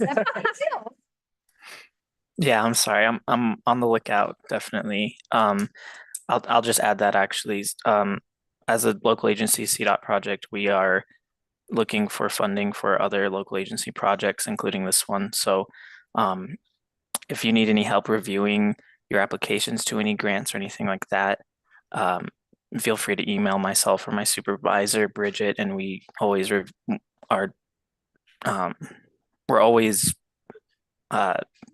okay with reviewing grant applications. I just wanted to add just one thing to clarify the stretching out money discussion. That is somewhat true, but Federal Highway Administration does need to see invoices from this project at least every 6 months, just to clarify that, or else it will be on an inactive list, and there will be just, yeah, it will be on an inactive list, and they'll pay more attention to the project. So if you're thinking of stretching it out, just don't, you know, stretch it out for like 3 years without an invoice, and that kind of causes concern. So just wanted to mention that. Thank you. And we really appreciate you being here with that technical assistance and just insight. So really appreciate that support. I know it's late wherever you are. Yeah, thank you. All right, board. Well, we've heard a lot of information. I think it's a really uncomfortable position to be in. Aren't you happy to be here?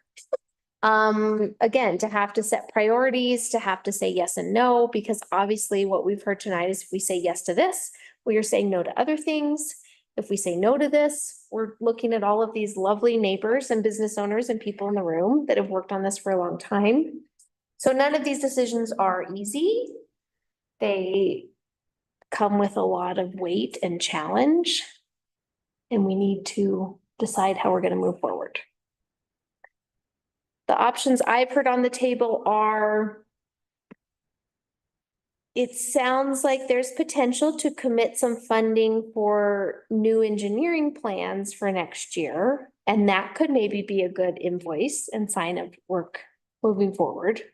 But to Tommy's point as well, can we commit enough funds to meet this requirement of having invoices every 6 weeks? 6 months. Months, sorry, 6 months.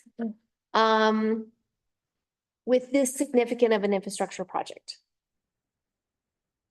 Let's hope we don't have a big winter again, I guess. That's the nuts and bolts of this. And then again, I just continue want to help the board zoom out and place this in the context of all of our prioritization discussions. Because again, all of the things that come before us are important. All of the things that come before us have community support and buy-in and people that have worked on it for a long time. I listed a bunch of plans. There's so much in our master plan. And so again, asking ourselves, where does this all fit? We're going to be talking about partner organizations later budget season. We're going to be talking about nonprofits. We're going to be talking about events. We're going to be talking about asset management and buildings we have to take care of. So I don't want to be Debbie Downer, but I also want to keep us realistic for all of the ways that this board really gets to set the priorities by how we spend our money. That is the way that we set priorities and policy, is how we spend our money. So is there any clarification needed on the options? Jim, you had a question Yes. or idea? That's a question that may spur an idea. What is the bare minimum we have to spend to keep this going? This has been 10 years. So really, what is the bare minimum we can spend without cutting staff, without cutting programs to keep this rolling? I don't have that number yet. No, I know. I'm just putting it out there. I mean, we haven't even had a prioritization conversation yet, or talked about, pretty much. That's all to be determined. And if there's more information that you all need for a decision, like, let us know as well. But we can't wait on this decision. Like tonight, we need to accept the funds or forfeit them. Well, let's ask Tommy. Tommy has his There he is. Yeah. I'm sorry that. Questions, Tommy. Oh, no worries. Yeah, there's no, and I'm sorry if that was the impression. CDOT's not thinking about taking back any funds. We want all of our projects to succeed and move forward and get everything built. So I was just here to just check in. So to put any more perspective on it, the award letter was April of 2023, and we had our scoping almost a year ago now in September of 2023. So typically this project would be somewhere between 30 and 50% designed, and we haven't had a design kickoff meeting or a 30% design review or anything like that. So that's why I'm here, and I'm just checking to make sure that, like I've said a couple times now, that the project's moving forward. So Tommy, clarification with that. I think what we're struggling with as a board is locating this within all of our budget priorities for the next year. And, obviously kind of locating within our, long-term strategic priorities, but it's very much been prioritized. So we're kind of in the middle of budget season.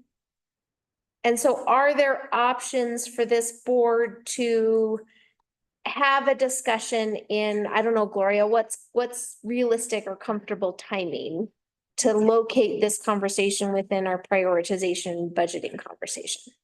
Like October 28th. Great. So Tommy, are there options where we could, I hate to say it, kick the can down the road, because I feel like we've kicked the can down Blair Street for 10 years. But options to have this discussion of a resolution to commit the funds in October, would that be reasonable? I mean, me personally, I think it's reasonable. I'm not entirely sure if there's any regulations around that or anything. I don't think there is.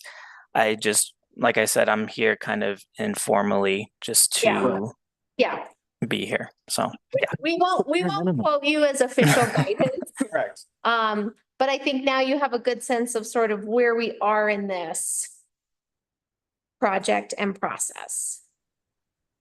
Yes, I believe so. Thanks. And I think, I mean, I've heard a lot of progress being made tonight. So, I mean, I'm glad to be here. So thank you. Thanks. And what is the bare minimum? Barry doesn't know yet. We have to have Oh, damn a it. meeting, Jim. So Ow. I'm looking at you.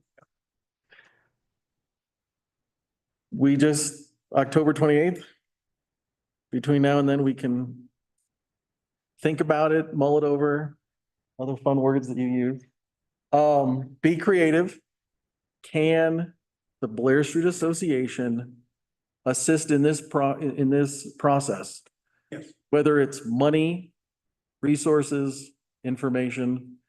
It's really, because this is a true public-private partnership with the help of CDOT, with the help of DOLA. And we really need you guys to buy in. And I know that's a tough ask, knowing that this meeting will be technically at the end of the season. We'll make it work. And I personally think, obviously knowing our burden as a town, as a community, as Blair Street, if the Blair Street Association can help more, a little bit more, that might go a lot further than y'all think. Tell us what you need. Okay. I think, obviously the commitment of the $40,000 is significant. It's not insignificant. No, That's no, a it lot is. of money for a local organization to contribute. I think for me, having that skin in the game, of the business owners, the property owners, because again, this is a really significant contribution and the town does this in lots of ways. It's important for the town to make investments back in the community. We do this with affordable housing.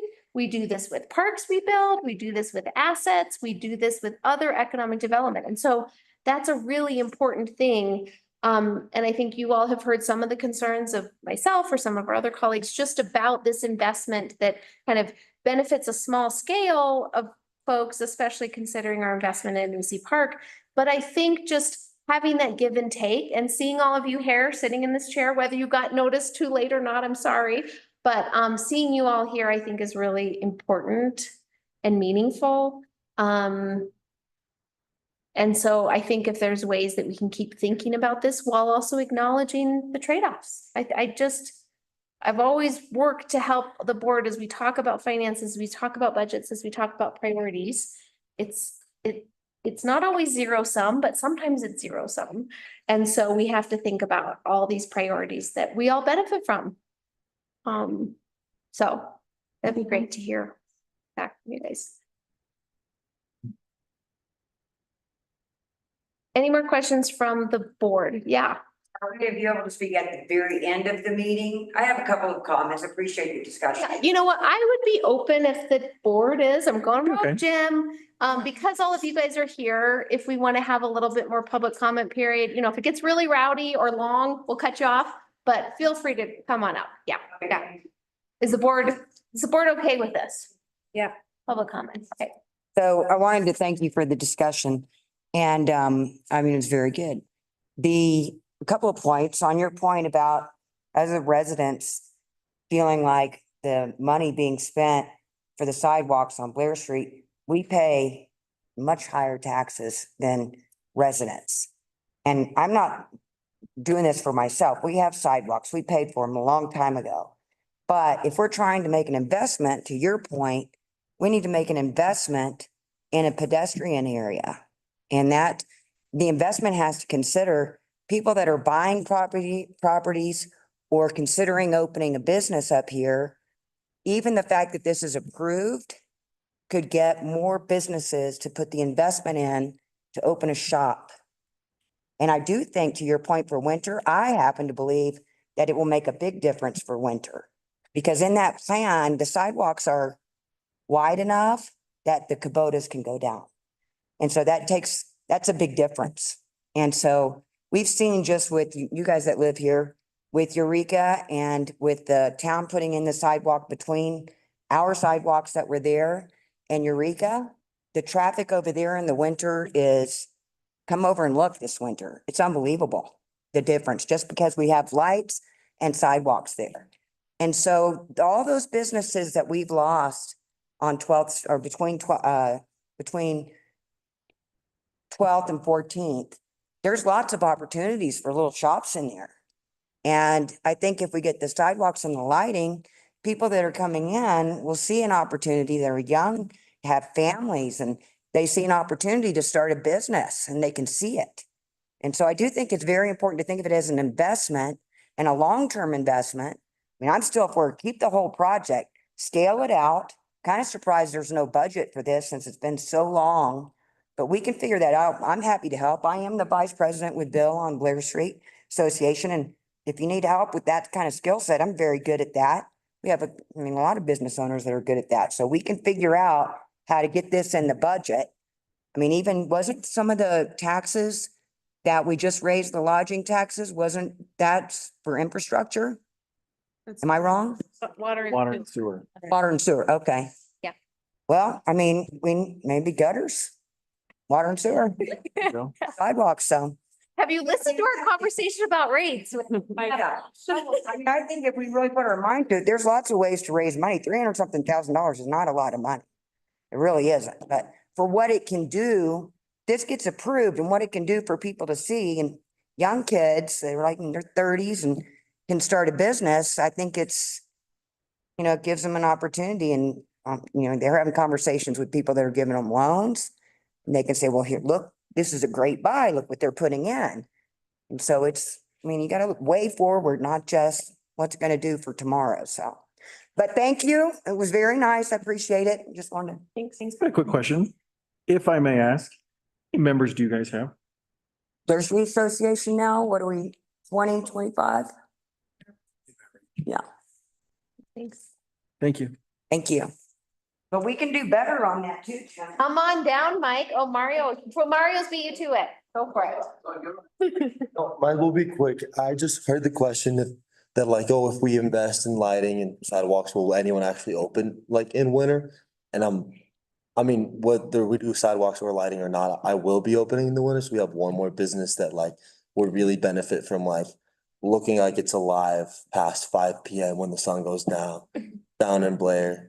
Cause I will be open this winter and lighting, sidewalks would be awesome.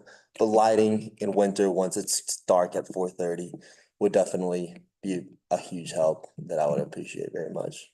Thank you. So what is it? Put that down. In here. Thank you. Are you tired of looking at me already? I'll cut you off after 3. Yeah, too bad. So, I don't know, emotional appeal, that 10-year figure of waiting, of dealing with Blair Street over 10 years, no, it's been a lot longer than that. Believe me, and I've been here and previous past president and so forth. 10 years is nothing. It's been decades of wondering about what happens with Blair Street and what we can do to improve it. And you have to realize that I realize, let me back up a little bit. I know that you have all these other projects, all important, absolutely important for our economy and so forth. But let me appeal to your emotional sense and say, how long do we have to wait?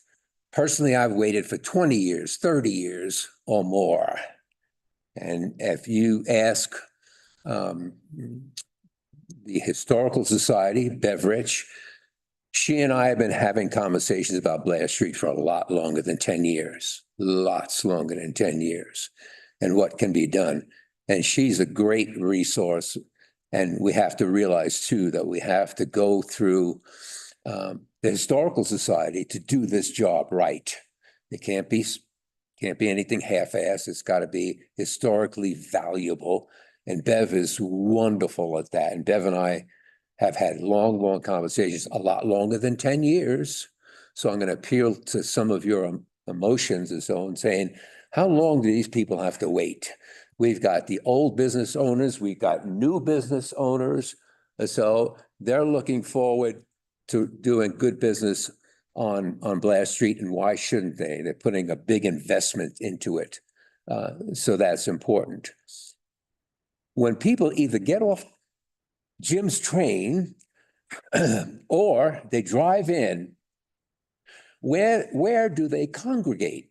In downtown Silverton.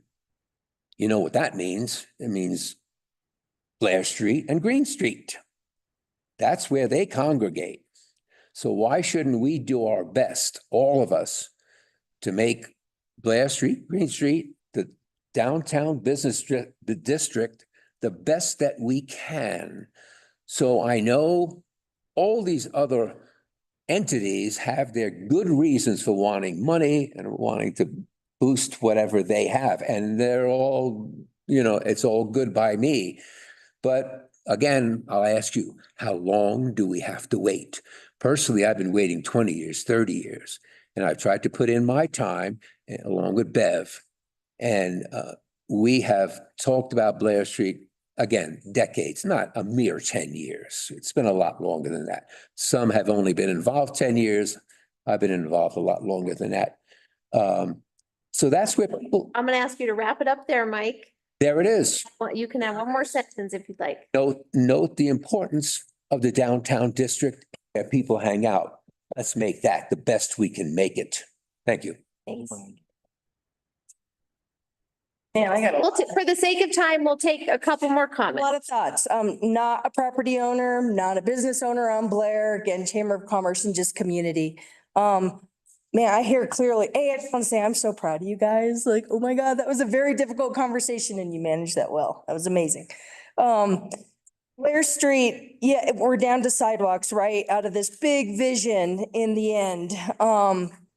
But exactly, look at its old and new owners, right? And it is an investment. A few things stuck with me. We can say in the weeds, oh, it's about this property owners. It's not. It's actually an investment in all of us. I went to Bandito's last night. I have breakfast plans at Natalia's on Thursday. I'm gonna go buy my annual Silverton shirt at Gertie's, for my dad's birthday. It isn't always just about the visitors. It's also about us. It's also providing a space for us to be proud of. It's providing extra downtown corridor. Green Street looks pretty darn good. So investing in those little blocks is investing in us, in our community.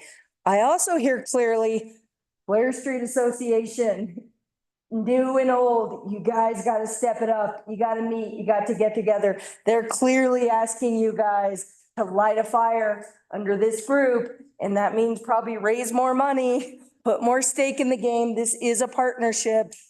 It should be Blair Street asking to the train to the table, not the town, in my opinion. So I hope you guys hear this clearly. I will always advocate for you. Let's get this done. The gentleman on the line, thank God he's here. We could have let our brains go a million different directions. We can still, even if it's just the minimal, 80-20, my God, right? And so Blair Street, chip away at that 20. It is an investment in us. Let's build our forward future for not just our guests, but for us to have a cool space to hang out. Thanks. How about two more comments if we have them? All right. I was not prepared for this, but I tried to take some notes and think about this a bit. I think the full project, because there's it keeps sounding like, oh, this is for a small amount of people. Actually, those tax dollars are significant, right? And some fatty checks. And we sell a lot of stuff and hamburgers and T-shirts and everything else. And that money goes a long ways in this community. I'm pretty sure. I don't know. I think that's where it goes to this community. And so the more we invest there, the more we make there. You got to spend money, make money. And I consider myself new to this town. I'm told all the time I'm new to this town.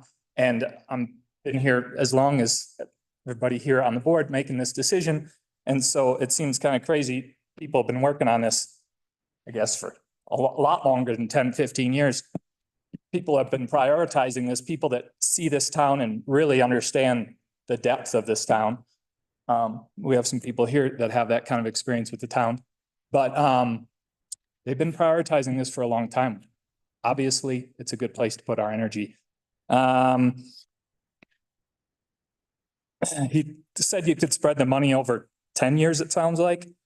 That seems like $1 million over 10 years isn't a crazy amount of money. Look at what we put into our school and look what we got out of it. It's absolutely remarkable what our school is right now and what it was. I got here at the tail end of what it was, and it was rough. I can tell you, some people here can probably tell you about that too. And Becky made a great point. You never regret when you match a fund and spend money on your community. You never regret that. Train tourists, here's another thing I learned recently. People that ride the train, they go back to Durango and guess what they do? They get in their car and they come back. Huge numbers, huge numbers. It's very significant numbers. Ask any Main Street owner. Oh, we were here yesterday on the train all day long. Those people, if they have a good experience, if they feel like it's a great place to be, they're going to come back. If they fall over in the street because there's gully washes and they can't move around, and a lot of those people are elderly and it's harder and harder to get around. That intersection is completely neglected. It needs a stop sign in the middle of the street. People drive through it all day long. I sit there and they just literally just drive right through. Nobody stops for that stop sign. In the winter, it's completely neglected. Ron, you asked about opening in the winter. I would love to open in the winter. It is so neglected. And I'm not blaming anybody. I know there's priorities, things to do. I'm not a whiner. But if we put some investment in there, if we put some investment, time and energy in there, people will come over and we'll grow our economy. And yeah, I think that's mostly what I had to say. Thank you. Thank you. All right, anybody else feel compelled to share? I really appreciate you guys showing up. All right, well, we've got some great perspectives. So board, so it sounds like our options are to give staff direction on kind of placing with this within the budget prioritization conversation. Is that an option? Yes. For the October 28th work session. Right. With the finance committee probably seeing this sooner. Yeah, so way our budgeting will work is our finance committee will see the first iterative draft, we'll call it, on the next finance committee meeting in September, which is the earliest we've done this so far. So while I want to have those numbers for you, this is the earliest I've worked on this. So because we did our audit early. So that'll be on the 16th will be our finance committee meeting on September to review those numbers. And then it'll go before the board on the 23rd. We'll do a work session budget there too. While I'm doing the budget, we're also writing a capital improvements plan for you all to approve. So that will also be in discussion. So potentially we could be talking about it on the 23rd, but I wanted to give us some time on the 28th, just in case we didn't have that full plan done. And when you say 23rd, you mean October 23rd? That would be the September 23rd meeting, but I wanted to give us a little extra time if we didn't finish that capital improvements plan. Yeah. By that time, since we'll be crunching to get the budget done. By we, I mean me. Okay, so we are kicking the can down Blair Street for a little bit longer. In a positive direction. In a positive direction. Hopefully towards one of our non-bear proof trash cans. We'll pick it up and throw it away. Again, I just can't resist. Any other questions from trustees? Sorry. Moving into this. So we're looking at prioritizing the reduced scope within the budget, right? Not the full project, or are we trying to still figure out the full project? See that. Okay, I just want to make sure we're on the same I page think with it's what we're a asking. question because I think Lindsay, you bring up a good point that we're kind of asking it on twofold. One, if we're only doing the reduced scope now, are we going out for engineering plans for the full scope? Because that's a cost differential. So we need to answer that question. Which means, again, we're committing to that amount of money. So are we committing to the full engineering plans? Because that will impact the budget. I don't think we can at this time. So it sounds like we're asking for options. Yeah. Wait, options for full scope and reduced scope? Full scope and reduced scope of plans. that approved engineering plans and full scope, reduced scope of the project. Budget. For prioritization. And again, recognizing full scope of the project is $1.3 million out of the town's budget. I still am stuck on this. Can we really say this? I think that's why I'm in the category of like, I don't see how to make the full scope happen. Like, maybe that's just because we've been dug in there, but like, if we're gonna ask Gloria to go back and look at this again, like we should, if we're not going to consider the full scope, then we shouldn't ask for that work to be done. I think Lindsay raised a good point, because one lesson I've learned from being on this board is we're really good at having staff go do work for things that we're actually not considering. Yeah. And so I think we as a board need to say, there's two decision points with that. If we get no other funding for the full scope of the project, we're talking about 1.2 or $1.3 million of town commitment. There are potential options over the life of the project. We could get more grant funding, but staff has really knocked down all the doors they can think of.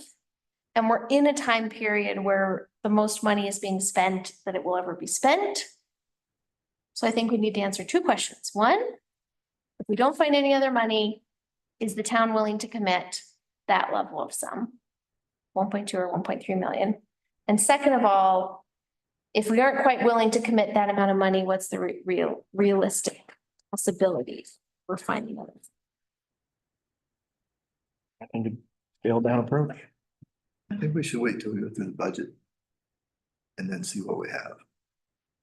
But then we're still asking staff, if this board is not willing to consider $1.3 million commitment, then it doesn't even make sense for staff to like think through or draft that option. So I'm asking the board. Yeah, can we look for the reduced scope with the added lighting though?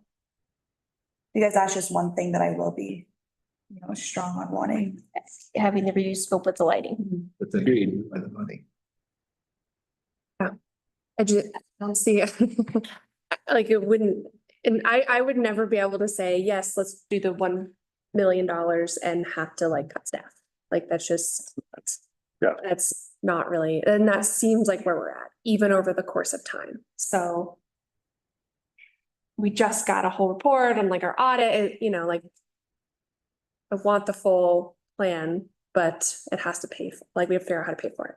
Right. So I don't want to make Gloria do all this work when we're not even going to consider it. Yep.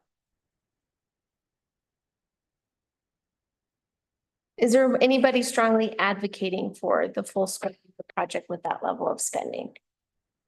I know. Audience members. I know, it's so hard. We're thinking of town hall and parts funding falling down. We're thinking of all these other things that we have to invest in. And so I also have a very hard time.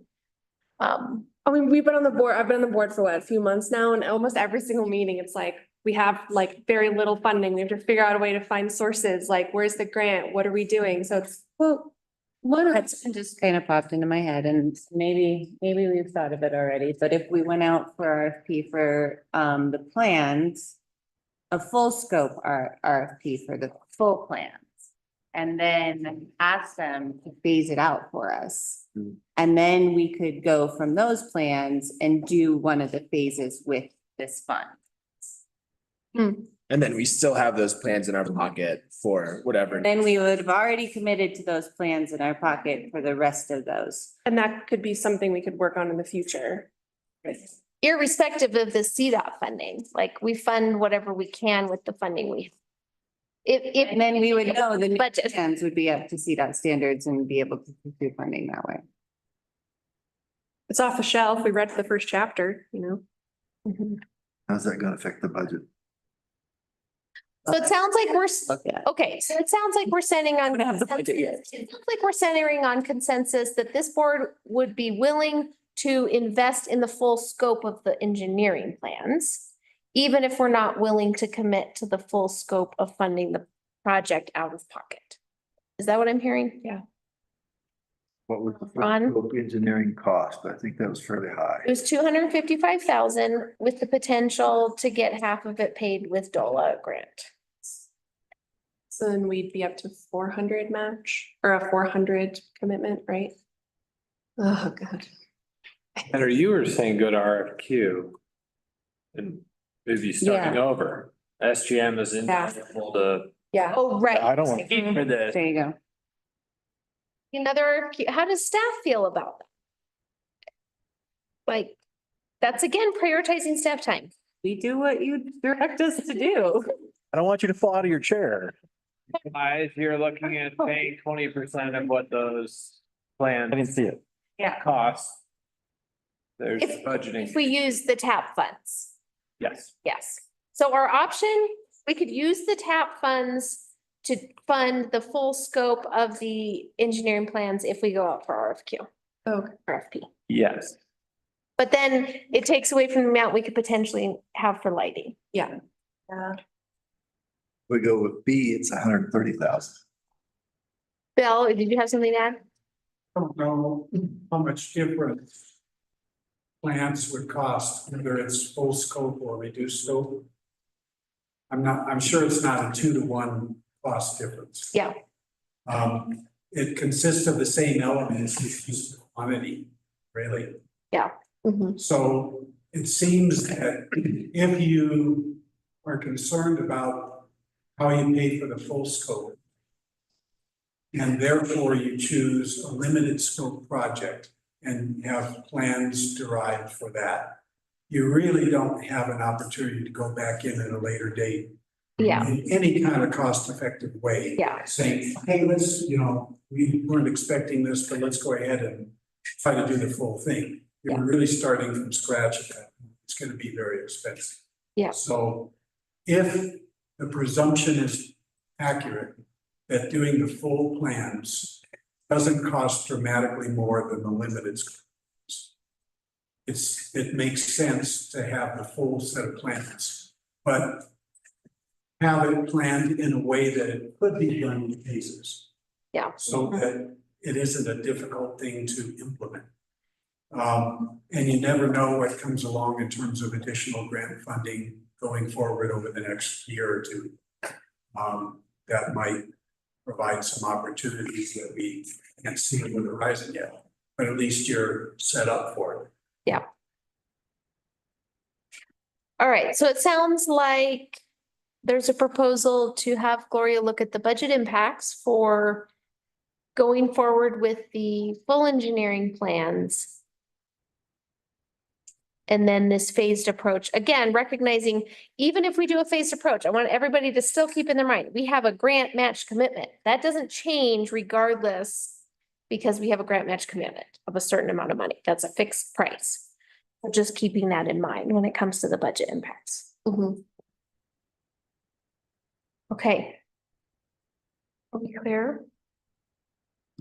Concerns? Additional suggestions? Yeah, clear as mineral, Okay. Lots of money, anybody can find, would be great. Gloria and staff, are you guys clear? So we will look at the budget impacts of the full engineering plans with the reduced scope. That sounds right. Great. And we will bring that back to you either on the 23rd of September or the 28th of October. Great. During one of our budget workshops. So we're not committing to anything at this point. No. Great. We're committing to consider the budget impact. Honey, you gotta love being on this board. It's a really fun. Everything just comes up. It will help us make a better decision. It will. I agree. Picking it, this will help us prioritize everything. This is a part of the process. Trust the process. In and the see- process, now we throw spaghetti on the wall and. No, that's messy. Okay, so staff is clear? Yes. Thank you for your work on this. Blair Street business owners, yes, Jim? I have a request of Bill, since you're so eloquent. Do you mind coming up here and putting up a shameless plug for the Blair Street Association? Where can people make donations? Where can people sign up for memberships? How much are memberships? We will meet as a group and update all of that so that we can get that information out. Okay, Great. thank you. Thank you. Thank you guys all for showing up. I know it's hard, it's painful, it's messy, it's challenging. We care about all of you. You're our friends and neighbors. We appreciate your engagement. You're welcome to stay. You're also welcome to go. There's cookies on the table if you'd like. Pizza. Pizza. pizza. We've been here since 5. So we really appreciate you guys showing up. Thank you. All right, I think we're clear. We didn't need, we're not moving forward with motion on that agenda item, Gloria. Yes, you have staff direction, great. That's a W. All right, we are gonna move on to item 4D. SB 24-131, prohibit carrying firearms in sensitive spaces direction. All right. This issue is being brought to the attention of the Board of Trustees because municipalities have opted out. That is their right according to the bill. Last legislative session, a bill passed prohibiting the carrying of firearms in sensitive spaces to be enacted in July of 2024. A lot of municipalities have been talking back and forth about the implications of this bill and the requirements of security. When I talked with town staff, one of our issues was if we were supposed to tell someone not to have a gun in town hall, if we were supposed to, if my town clerk or our deputy clerk has to now ask someone to leave because they have a gun in town hall. And that is where it's unclear on our end on how much we need to reinforce this. Now, Clayton is here to this bill as well, but we will both agree that it is very vague in how it's written. If you have questions, he's here. Yeah. Our recommendation would be either to opt out or partially opt out because we either cannot afford the security, and I don't want town staff having to tell someone to leave because they have a permitted gun on them, on their person. Can we put up a sign that says no firearms? Then we have to enforce that sign. I think we do have a sign though, that's no We weapon. do for the municipal court, Right. and we typically have an officer, or we should have an officer there. So it's enforceable. Yeah. Well, so what other towns are doing is they're considering line of sight enforcement. They're not, I don't know of a lot of other towns that are putting up metal detectors and things like that. They're just doing line of sight. But you know, if you have someone that wants to test it, it is a misdemeanor, and you know you're gonna have to write a ticket. So that's what that's the enforcement issue.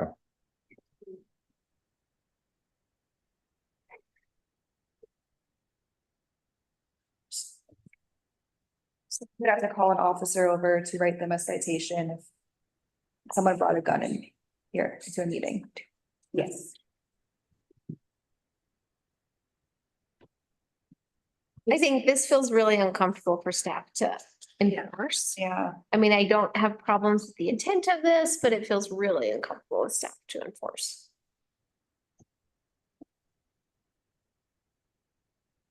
How many of our rules and regulations are enforced in town? What? No.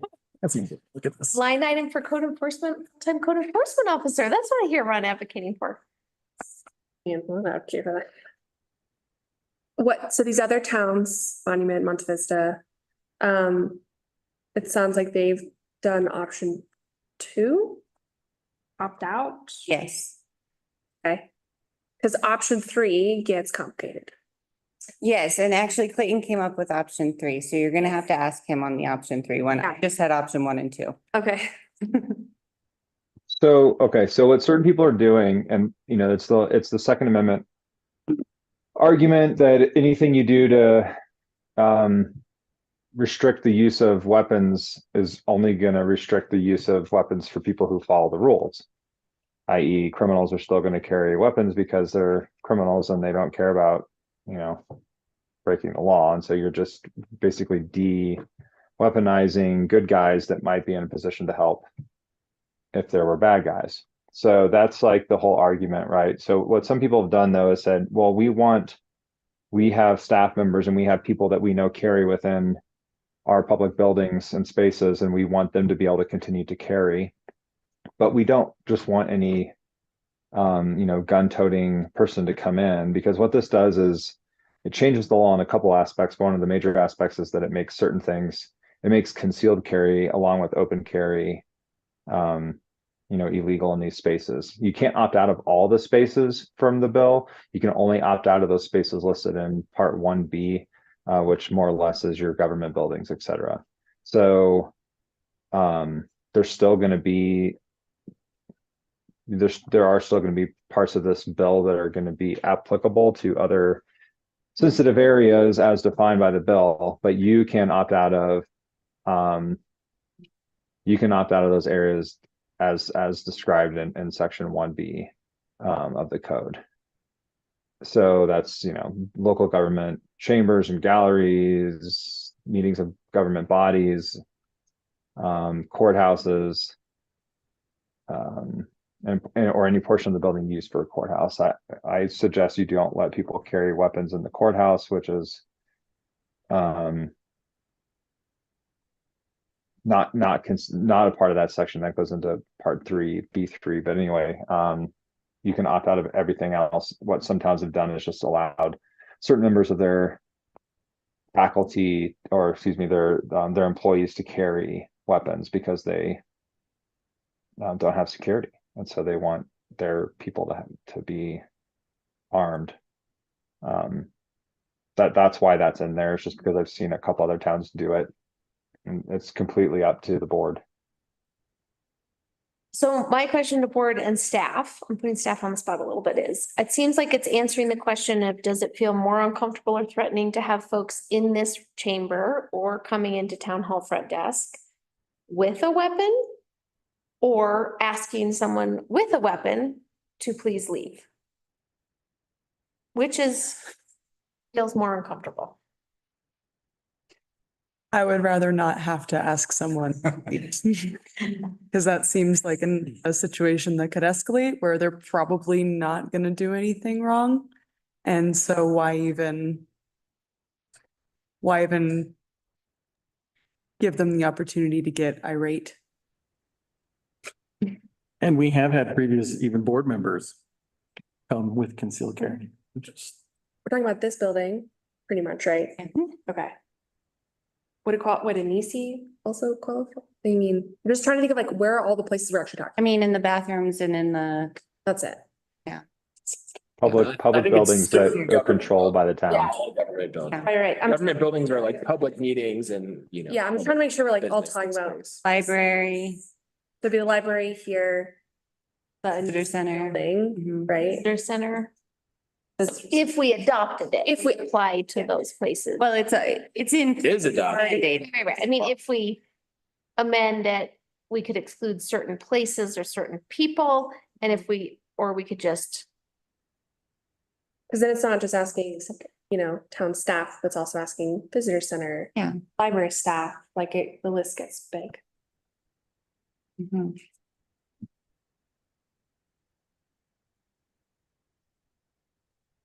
I see that Sheriff Conrad liked option 3. Was there anything more in that conversation with you guys to? No. I would just. Peace officers are exempt for all of it, so you're aware. Yeah. Again, So any sheriff, any person is exempt. We always love nuance, of course.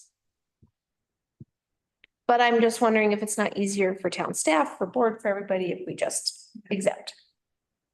We can write something. I don't opt out. Is there any opposition to opting out? Ron, yours. Until something happens. I don't see how it's enforceable. Like, what's the point of policy if it's not enforceable?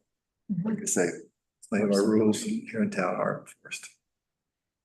But it doesn't help to make another one that won't be enforced. Start with the rules we already have on the box. So I'm hearing consensus to opt out. Okay, I will draft a resolution and bring it to y'all. Right? Thank you, Clayton. Thanks, Clayton. Yeah, you're welcome. I'm happy to answer any more questions. I feel like I've just been a fly on the wall. So thanks for putting me in the game. Lots of stuff to talk about. Do you know of any random pots of money anywhere? On sidewalks. Any treasure? A map? Okay, moving on, new business for E, special event. Thank you, Anna, for sitting here with us. It's now your turn. We can't. Talking about Town of Silverton's 150th anniversary party on September 15th at Anisi. All right. So, some members of the staff and members of the trustees and chamber, we've all come together and put together this little community gathering and potluck to celebrate Silverton's 150th birthday. So the town will provide drinks, brisket, ribs, and cake. And we ask community members to bring a special side dish that they would like to share with everyone. And there will be music by KSJC and everyone is encouraged to get up and dance and have a great time. The mechanical bull from the 4th of July is gonna be back. And so this, like growing up here, like community potlucks were a big thing. So I kind of wanted to bring something like that back again. So I felt like, and we encourage everyone to dress like back in time. So be. Go visit Nomad. Vintage clothing. Toga? Nope, too far back? Is that too far or is that? Yeah, not ancient, no ancient. 4 hours, folks. Fair. I'm sorry, Anna, I've lost complete control. I know. But yeah. Great, trustees, any questions? I hope you all are there. You know, we'll have a bull riding challenge. I'm still hoping Danny will build me a dunk tank, but I have not. Rather, I like Dunk tank. So excited for that. No, let's do like a pie. As a donation base, we used to do something where if you donated money, you can like buy someone. For Blair Street. For Oh. buy a trustee. Oh, yeah. All right, they signed up for it. That sounds like Amy's gonna stand there in the booth. Put that on your YouTube channel. So funny. He's a I'm man. in, Good stuff. I am in. Anna, do you need any other brainstorm? I mean, we're in a mood to brainstorm. Yeah. Pie. We could do the pie. Anything else? Great. Anything else you wanna? Wait, can we do as a fundraiser for? That would be great, I think. Would they be up for that? Do you think? I mean, they'd have to facilitate it and something. Talk to Bill. Yeah, I will talk to Bill. okay. Do you have space? Can we fit in the map? We had a seat and some pies. I'm just thinking whipped cream pie. We're also gonna be closing off part of the street, so we're gonna extend it out as well. You do it. We'll keep it away from the new building, just do it in the street. There should be plenty of space. There is alcohol? Yes. Okay. Well. Pie and alcohol mix. There will be alcohol sales once approved at the liquor hearing. Okay. It's gonna be great. Hopefully the weather will be great. Yeah, so Fingers crossed for that. did a motion to approve, deny, or approve with conditions. Conditions are pie. Yes, add in pie. I'll make a motion to approve the pies. 9:30. The more the merrier. We're making this, it's 150 years. We only get this once. This is so exciting. Thank you for planning that. Whipped cream pies. All right, Amy's motion. Do I have a second? Second. Great. Thank you, Melina. Roll call, please. Trustee Harrison? Yes. Gardner? Yes. Trustee Schnitzer? Yes. Trustee Wakefield? Mayor Pro Tem Harper? Yes. Mayor Franker? Yes.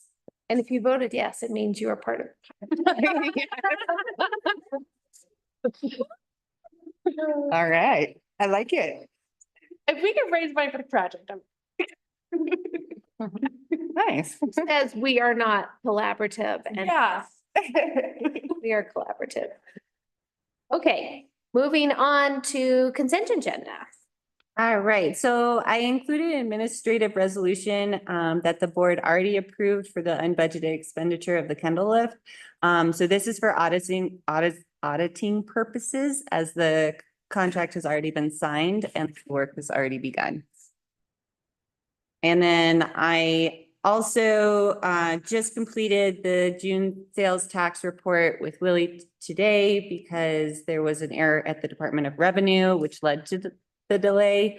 Usually we receive these by the 15th of every month, but you will see, I will publish the sales tax report in the next meeting packet. I realized I never offered the opportunity to pull anything out of the consent agenda earlier, so apology. Hopefully no major questions. Okay, I'd entertain a motion to approve the consent agenda. So I can say it out loud, Jim. Oh, whispering doesn't count? So moved. All right, Jim moved in a whisper and Amy seconded. Trustee Robertson? Yes. Trustee Gardner? Yes. Trustee Schnitger? Yes. Trustee Wakefield? Pro Tem Harper? Yes. Chair Cranker? Yes. Great. Okay, moving on to staff reports, especially brownfield update. Lucy, I just don't want this to get lost. This is a huge project, $800,000. It's huge. We've talked a lot about Blair Street. Take it away with Rob. Yes, this is a big project, takes up a lot of my time, and it's a really cool project to work on. The staff report includes a pretty comprehensive outline of what's been accomplished and what is still to come, broken down by tasks as well as outlined in kind of the original work plan that we used to apply for and finalize our grant. But some kind of bigger things to highlight is that earlier this year, we secured Ramble as our town qualified environmental professional. That is the firm that is going to do pretty much all of the environmental work from the assessments to the cleanups. We had a really successful community kickoff meeting. I'm really proud of how that went off. We had a lot of people in attendance, and I think that we informed a lot of community members.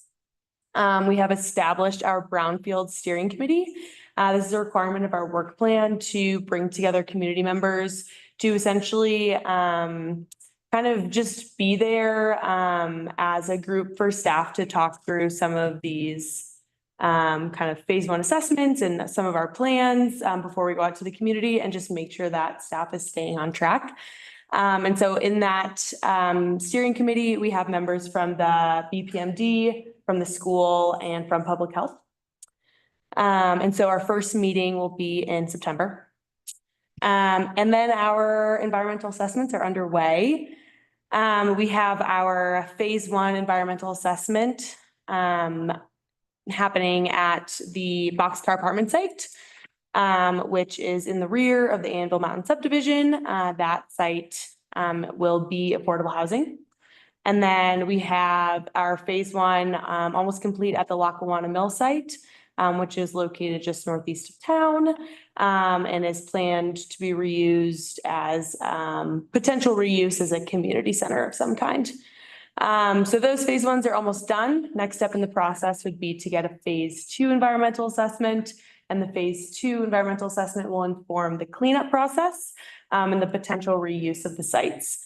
And that's especially important for the Boxcar Apartment site. The phase two and the cleanup plan will inform basically how we do the site layout for the affordable housing apartments that go there. So Ramble is going to work with SGM, who the Housing Authority is contracted with, to do the pre-development work. So some of those findings will inform SGM's project. And then there's still a lot of work to do, which is exciting. So kind of our next steps for the Boxcar Apartment site and for the Lackawanna Mill is to kind of start our cleanup planning. And in that cleanup planning comes a lot of community engagement around reuse. So that's what's coming up. But would love to answer any questions if anyone has any. Freaking awesome. So cool. Good one. Lackawanna Mill stuff is like, oh, it's just what a fun project. Yeah, that is such a fun project. And one thing I didn't mention, but is listed in here is that Through our EPA grant, we were able to work with a design firm to create some images for the reuse of the Lackawanna Mill, and those have not been presented to the community yet. But those will be used once we get more into our reuse planning, and just are really, really helpful visuals for the community to kind of start our visioning for how we want to reuse the Lackawanna Mill site.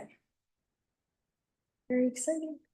Yeah. Question I had about the community info night that you had, were there kind of common questions that people had or assumptions or misperceptions around this project or these projects? Yeah. Brownsfield in general? Yeah, I think one thing that I took away from that meeting is that a lot of people want more information about what the findings of these environmental assessments are. And they want to know a little bit more about the cleanup process and how that is going to impact people. And so that's really why I pulled in public health to our steering committee to make sure that we can get public health the resources that they need to inform the community. And then we get kind of some of the common questions that public health is getting. And so that's something I've talked to CDPHE Mark Rudolph about, is how can we inform more community members? And that's something that CDPHE is actually taking on. They've been doing awesome things, making house calls, visiting community members to talk to them about cleanup projects going on. And then that's something that, because that was such a big point of the project, is we're really excited to roll out our project website soon. And that is going to be one of the beautiful shining stars of this project, is we're gonna have a really great website. That's gonna be story map, so similar to the wetland inventory website that you guys got to look at. And that's gonna have a ton of information about this project and the findings. And one really big goal is to really inform the community on every step of this project, what our findings are in our environmental assessments, how we're doing the cleanup, and then how people can stay involved for the reuse planning. Were the questions and comments related to the cleanup and the findings largely related to work over at Anvil? Yeah, absolutely. Yeah, people. Because it's so residential. Yeah, people wanted more information about, a lot of people, I think, thought that some of the work going on at Anvil was the town. So it's really important to know that whenever the town's doing work, that information is going to be really available to people. And so the work going down there is not paid for by this EPA grant, or is being done by the town. Right. Right. But those contractors have done their environmental assessment. Yeah, absolutely. They're in the VCUP voluntary cleanup project through CDPHE, and they have gone through all the channels to do their cleanup. And that's something that, if people have a lot of questions about that, that's where we could pull CDPH in to answer more questions. Great. So not a lot of concerns from the folks around Lackawanna. No, we did not. The links or the.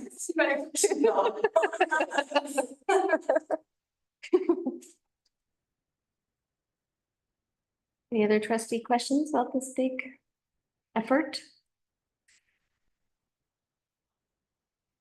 Thank you for working on that. Great example of staff capacity. Lucy's job, bringing $800,000 to our community.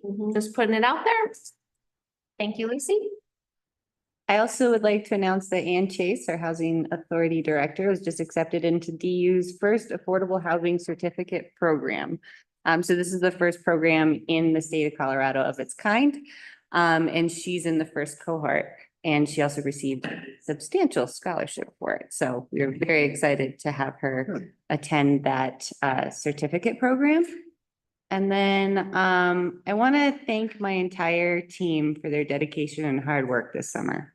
I failed to do so in my town update and spent all weekend sad about that. But we really do have an incredible staff. We're all dedicated to the betterment of Silverton, and thank you. Thank you. Here, here.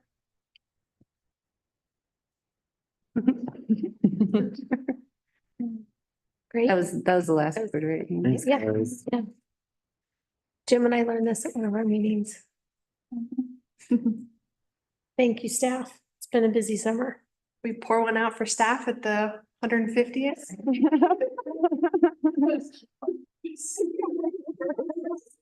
Yeah. Buy staff a beer and I can see you like at the game. Don't drive is what I would recommend.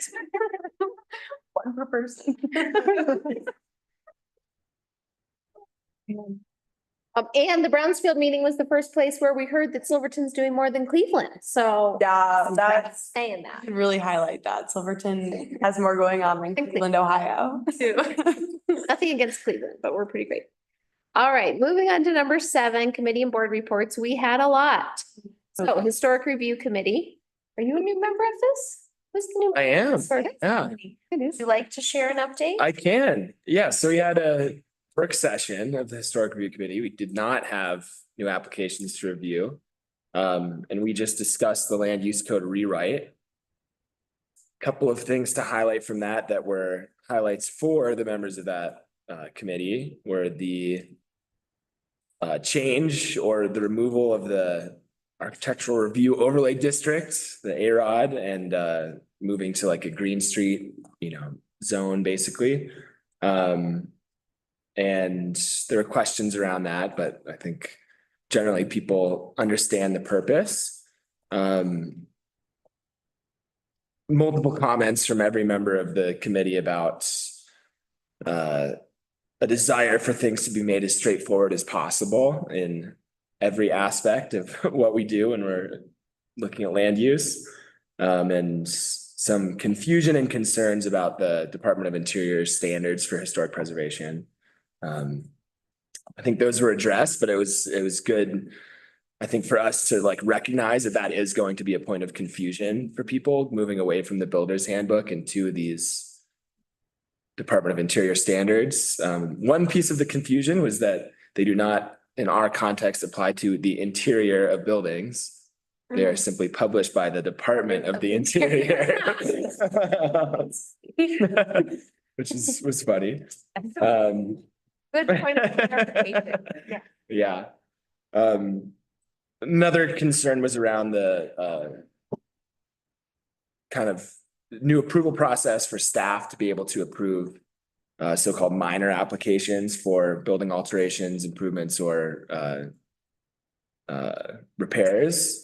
And I think there was some substantial concern about what happens if staff is denying those applications. And I think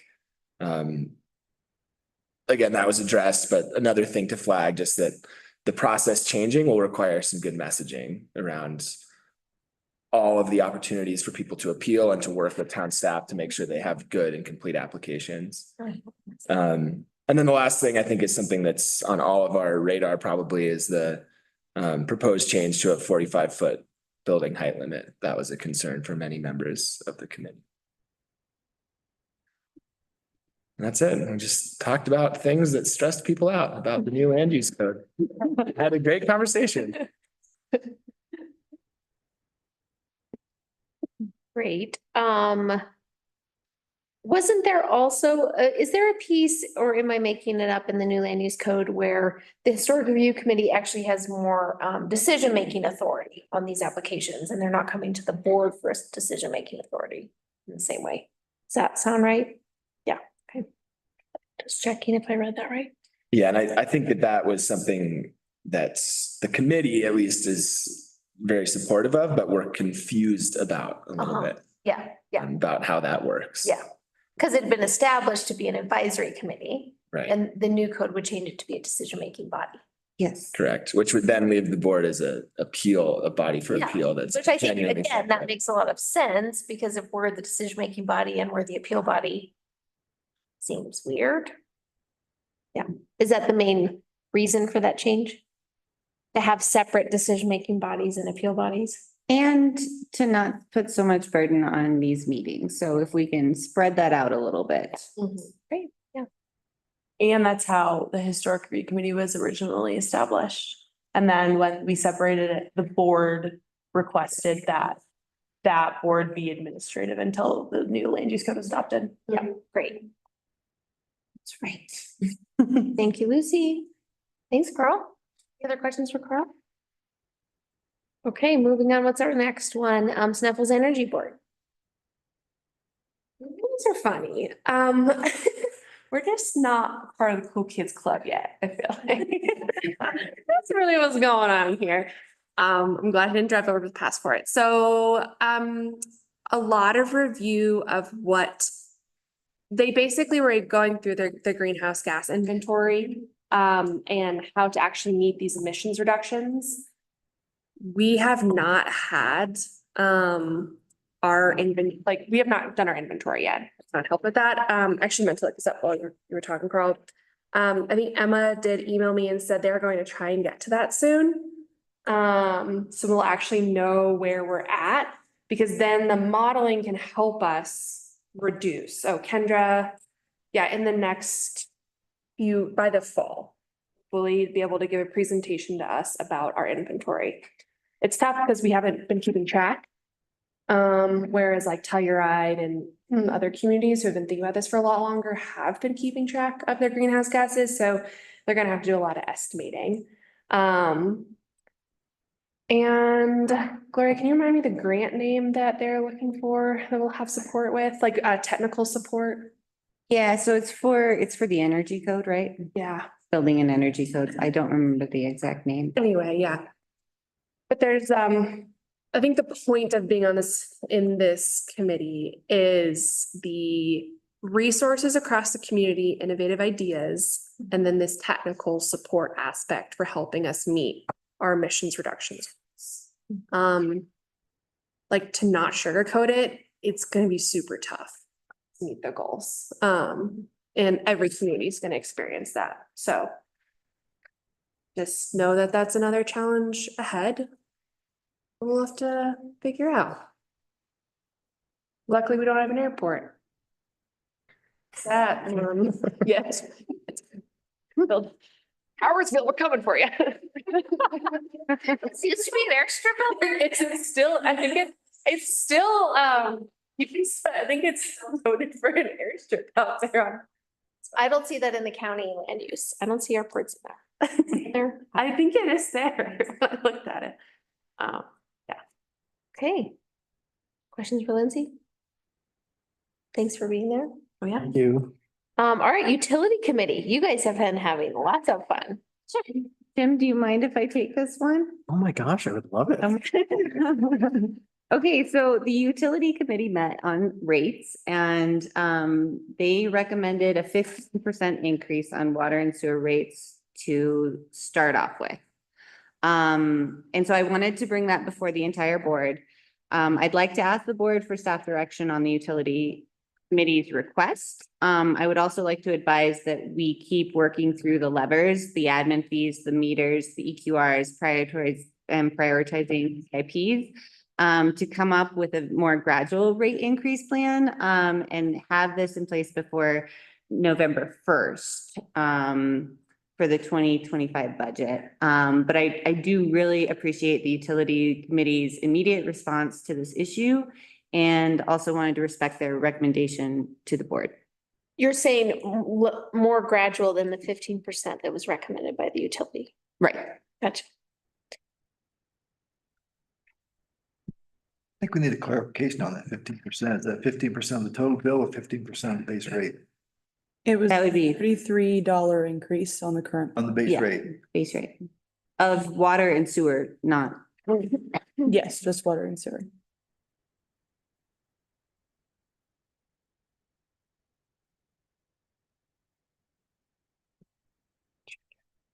Can you speak a little bit to your desire to be more gradual than the 15% or the $33 increase? Do you think we have more options of flexibility in your crystal ball of budgeting? I would like to evaluate each fund separately. I'm worried that one fund is worse off than the other fund. And potentially it could be too much of an increase in one fund and not the other fund. But I do appreciate the immediate response. It is a crisis right now and we do need to fix it. And I think this response came from the fact that our water or sewer account is going to be negative by the end of this year if we don't do something. And that was the response. So that's why we. And if we do change rates, like you would give me direction, and then what I would do is draft a resolution and then make sure I follow. There is a certain noticing requirements in CRS for rate changes and the public hearings. And that 15% equals how much? You said 33, I can I tell you. think it was $33. That's over a 2-month period. So it's essentially a $15 a month increase. Yep. I'm sorry, $37.58. So And that might be what we come to, honestly, like. all my arithmetic. 18.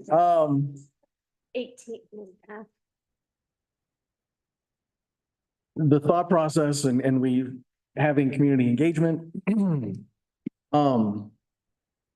Ripping off the Band-Aid, knowing this has to happen. And this is a $15 to $18 increase per month. It has to happen. It's going to happen. We can do it gradually, or we can just do it now. And like I said, rip the Band-Aid off and let's just do it. That's where we came up with this. And is there, we will continue to pull all these other levers. Yes. And do additional budgeting and scope and scale for wastewater treatment. There's no ending. This is ripping off the Band-Aid to address our current financial situation. This is not addressing future investment to make in a very large infrastructure project. Correct. But this has to be done regardless. Yeah. So this is just phase one. So you're just looking for staff direction to start implementing these new rates. To start the public hearing process for implementing the rate, but I wasn't going to do it if I didn't have the support of the board to start that process. And we'll still address all the other like EQR. Oh, yeah. Yeah. We're gonna talk about There's administrative fees and the EQRs, committee. Yeah. CIPs, admin fees, everything. It's like, we're gonna crush people with the new bill. I don't know. It's, people have a hard time paying the utility bill, you know? Well, I know I didn't hear you. I'm sorry. Oh, sorry. We're gonna crush. I'm just worried we're gonna really. It's tough on folks, I think. No, I get it. I know. But breaking it down and having a true, we say $15 to $18 increase $37.58 per month, bi-monthly. gets us to that 15%. That is something that we can do Right now. as a community, and I believe households can weather that increase. But it gets us to where there has not been an increase since 2017. No, That's just, There hasn't been an increase since 2008. it was passed in 2017, that increase, and it didn't happen. So this town, and I said this jokingly, but I really meant it. I said this in our utility commission, that the town, since 2017, has reinvested in each and every one of Silvertonians out there. Now it's time. Everyone's got to pay up. It just is what it is now. I think it's useful and it's helpful to take time and make decisions. But this is one of those times where I don't think we can kick the can. Oh. It's time to do it. So I hear consensus on 15%. Okay. Implementing it. On the water. Oh, on the water and sewer or water? I would like to see water and sewer. And I would also like to see the fact when we have overages, that charge goes for the sewer as well, because that was suggested in 2017. That was never implemented, and that would help shore up the part.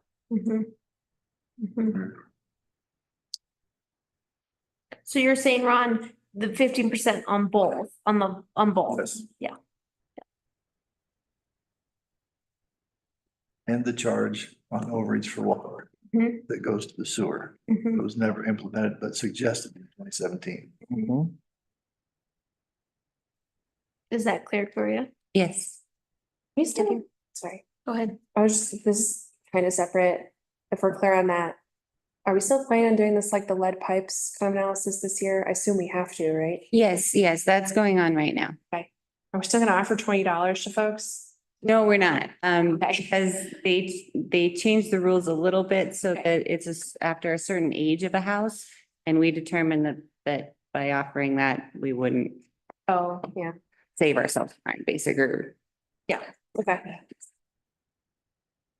Okay, utility committee, anything else to add? We also discussed admin fees. And so did the finance committee. So yeah, I'll let the finance committee report out on that one. We talked about admin fees. The finance committee kind of, it sounds like had a similar approach to the utility committee, which was we kind of need to work a little bit more drastically in the near term and then plan for down the road. So what that meant was we had quite a memo where Gloria broke down what we currently charge the general fund for, or currently charge the enterprise funds for a general fund. Support of those funds, fund with funds. And so the numbers were in the realm of like, wait, let me pull it up so I actually speak to it accurately. Like for last year, we were charging the enterprise funds, $670,000. That was coming out of the enterprise funds into the general fund. So I think the finance committee really felt like that number needed to be lower. That was not probably the appropriate number. We've seen a significant increase in that administrative fee charged to those funds. And so we kind of we talked about two different options. One option would be to take the percentage of the revenue generated. So that kind of caps the total amount you could charge the funds. Because right now what we're charging the enterprise funds is actually more than the funds are taking in. It's like not possible. So one option was to just charge a percent of revenue. The other option was to charge a percent of time. So having staff kind of think about their time over a period of a day or a month or whatever, and kind of do a labor accounting sort of approach to it. When we were looking at the total sums, the finance committee saw that if we do percentage of revenue, that brings down the number closer to a like 280 to 350 number instead of that 670 number. So instead of charging the enterprise fund 670, we bring it down depending on the percentage you charged, somewhere between 280 and 350. Otherwise, if you did percentage of time, it was closer to like a $530,000 number. Right.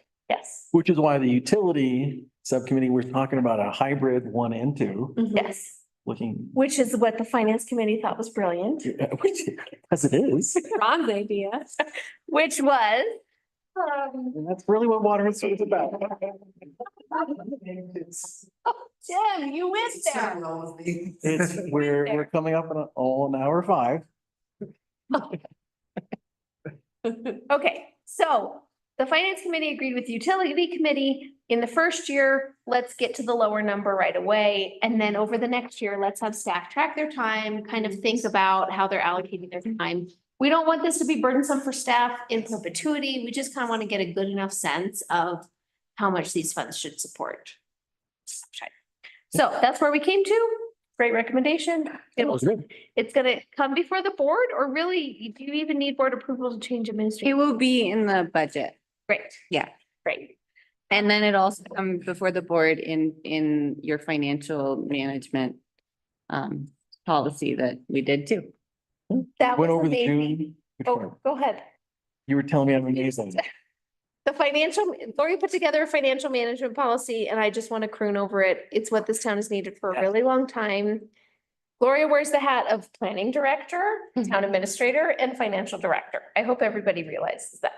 And so having her financial director hat on, we had a really comprehensive financial management policy document, which again, I think this town has not had in a very long time. And it was just so helpful about outlining our budgeting process, all of the safeguards, how we go through our audits. It just creates a ton of transparency. I was like, this is what I needed on the finance committee from day one. I had no idea I needed this, and Gloria knew that we needed it. So thank you, Gloria. I'm sure it will come before all of us. Yep. And you guys should be very excited to read it. The amazing designation goes to her. In all sincerity, this is the manual that needs to be in place. We've been talking about creating manuals and procedures for future boards to make it easier more efficient, and this is a huge piece of that puzzle. Huge. Huge. Yeah. Like this big. Oh, you were gonna talk about June actuals. Yeah, we talked about June actions. Melina and Gloria were clearing up confusion around spending on the Grow Dome. It was not super riveting. Just, yeah, There you go. that was it. Great tag teaming, great consensus from, it sounds like both committees. That's great.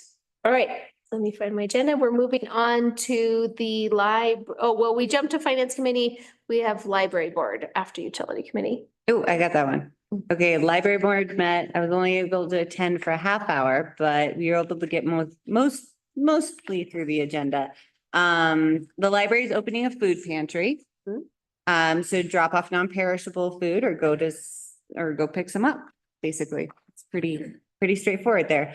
And then a new season of the podcast is coming out, library podcast, and Misty just presented on that this week at a conference because she's one of the first library podcasts in Colorado. So she's been actually contacted by other states asking her how to do library podcasts. And I'm gonna put a plug in there that they still need new computers.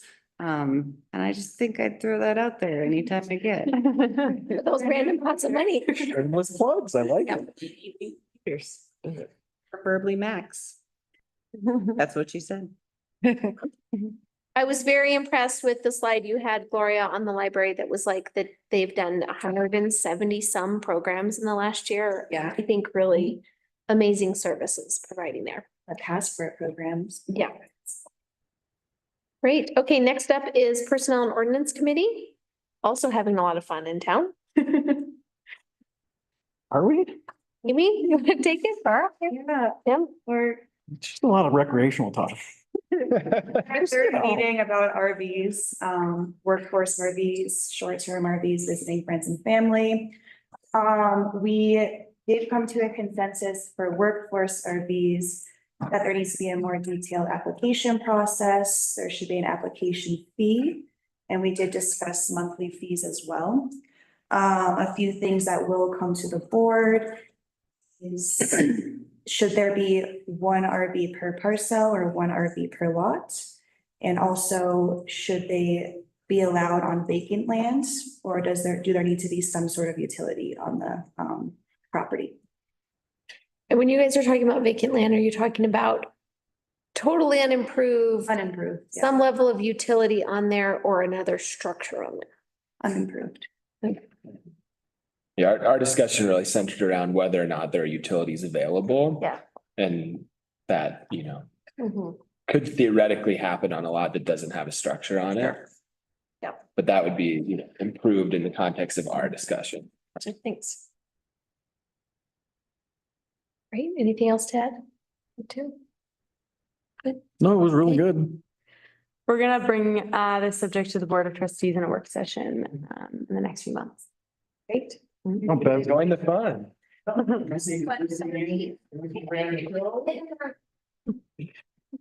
lot of things.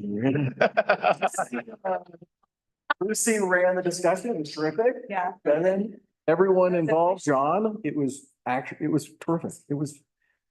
I'm really liking our subcommittees. Yeah. And our staff. We're getting a ton of stuff done. Done, guys, yeah, okay. All right, San Juan Regional Planning Commission, we already talked about Finance Committee, so Planning Commission.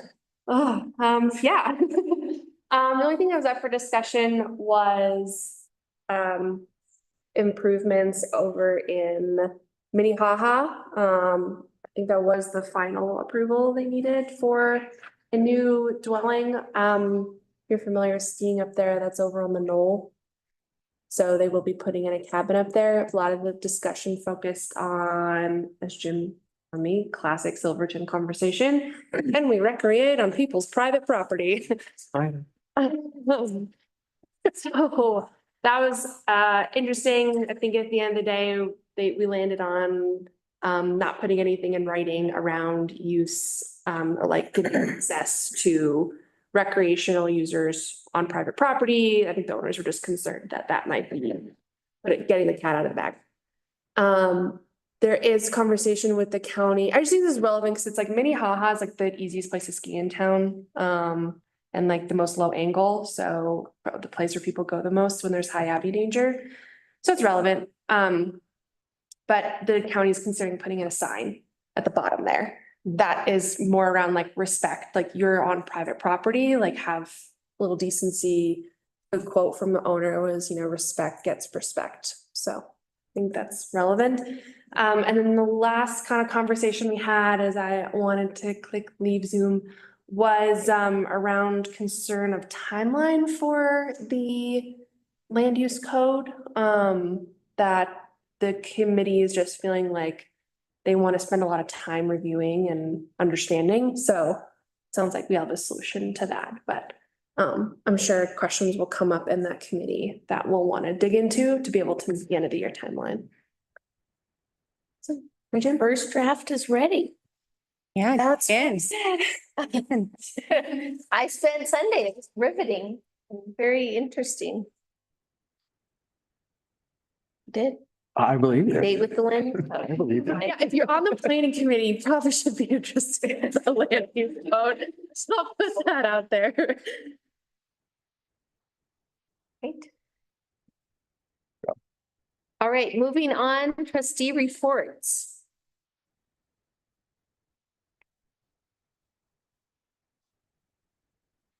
Okay, mobile Support the market. Blair Street Association. Support the, pie the town board and support the Blair. Community basketball on Wednesdays at 7 p.m. It's really fun and all are welcome.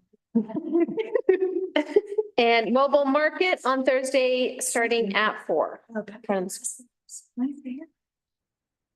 Lisa, are you going to the farmer's market anymore or are you done over there? Yes, yeah, I am at the farmer's market on Tuesdays. Come by, talk to land use code.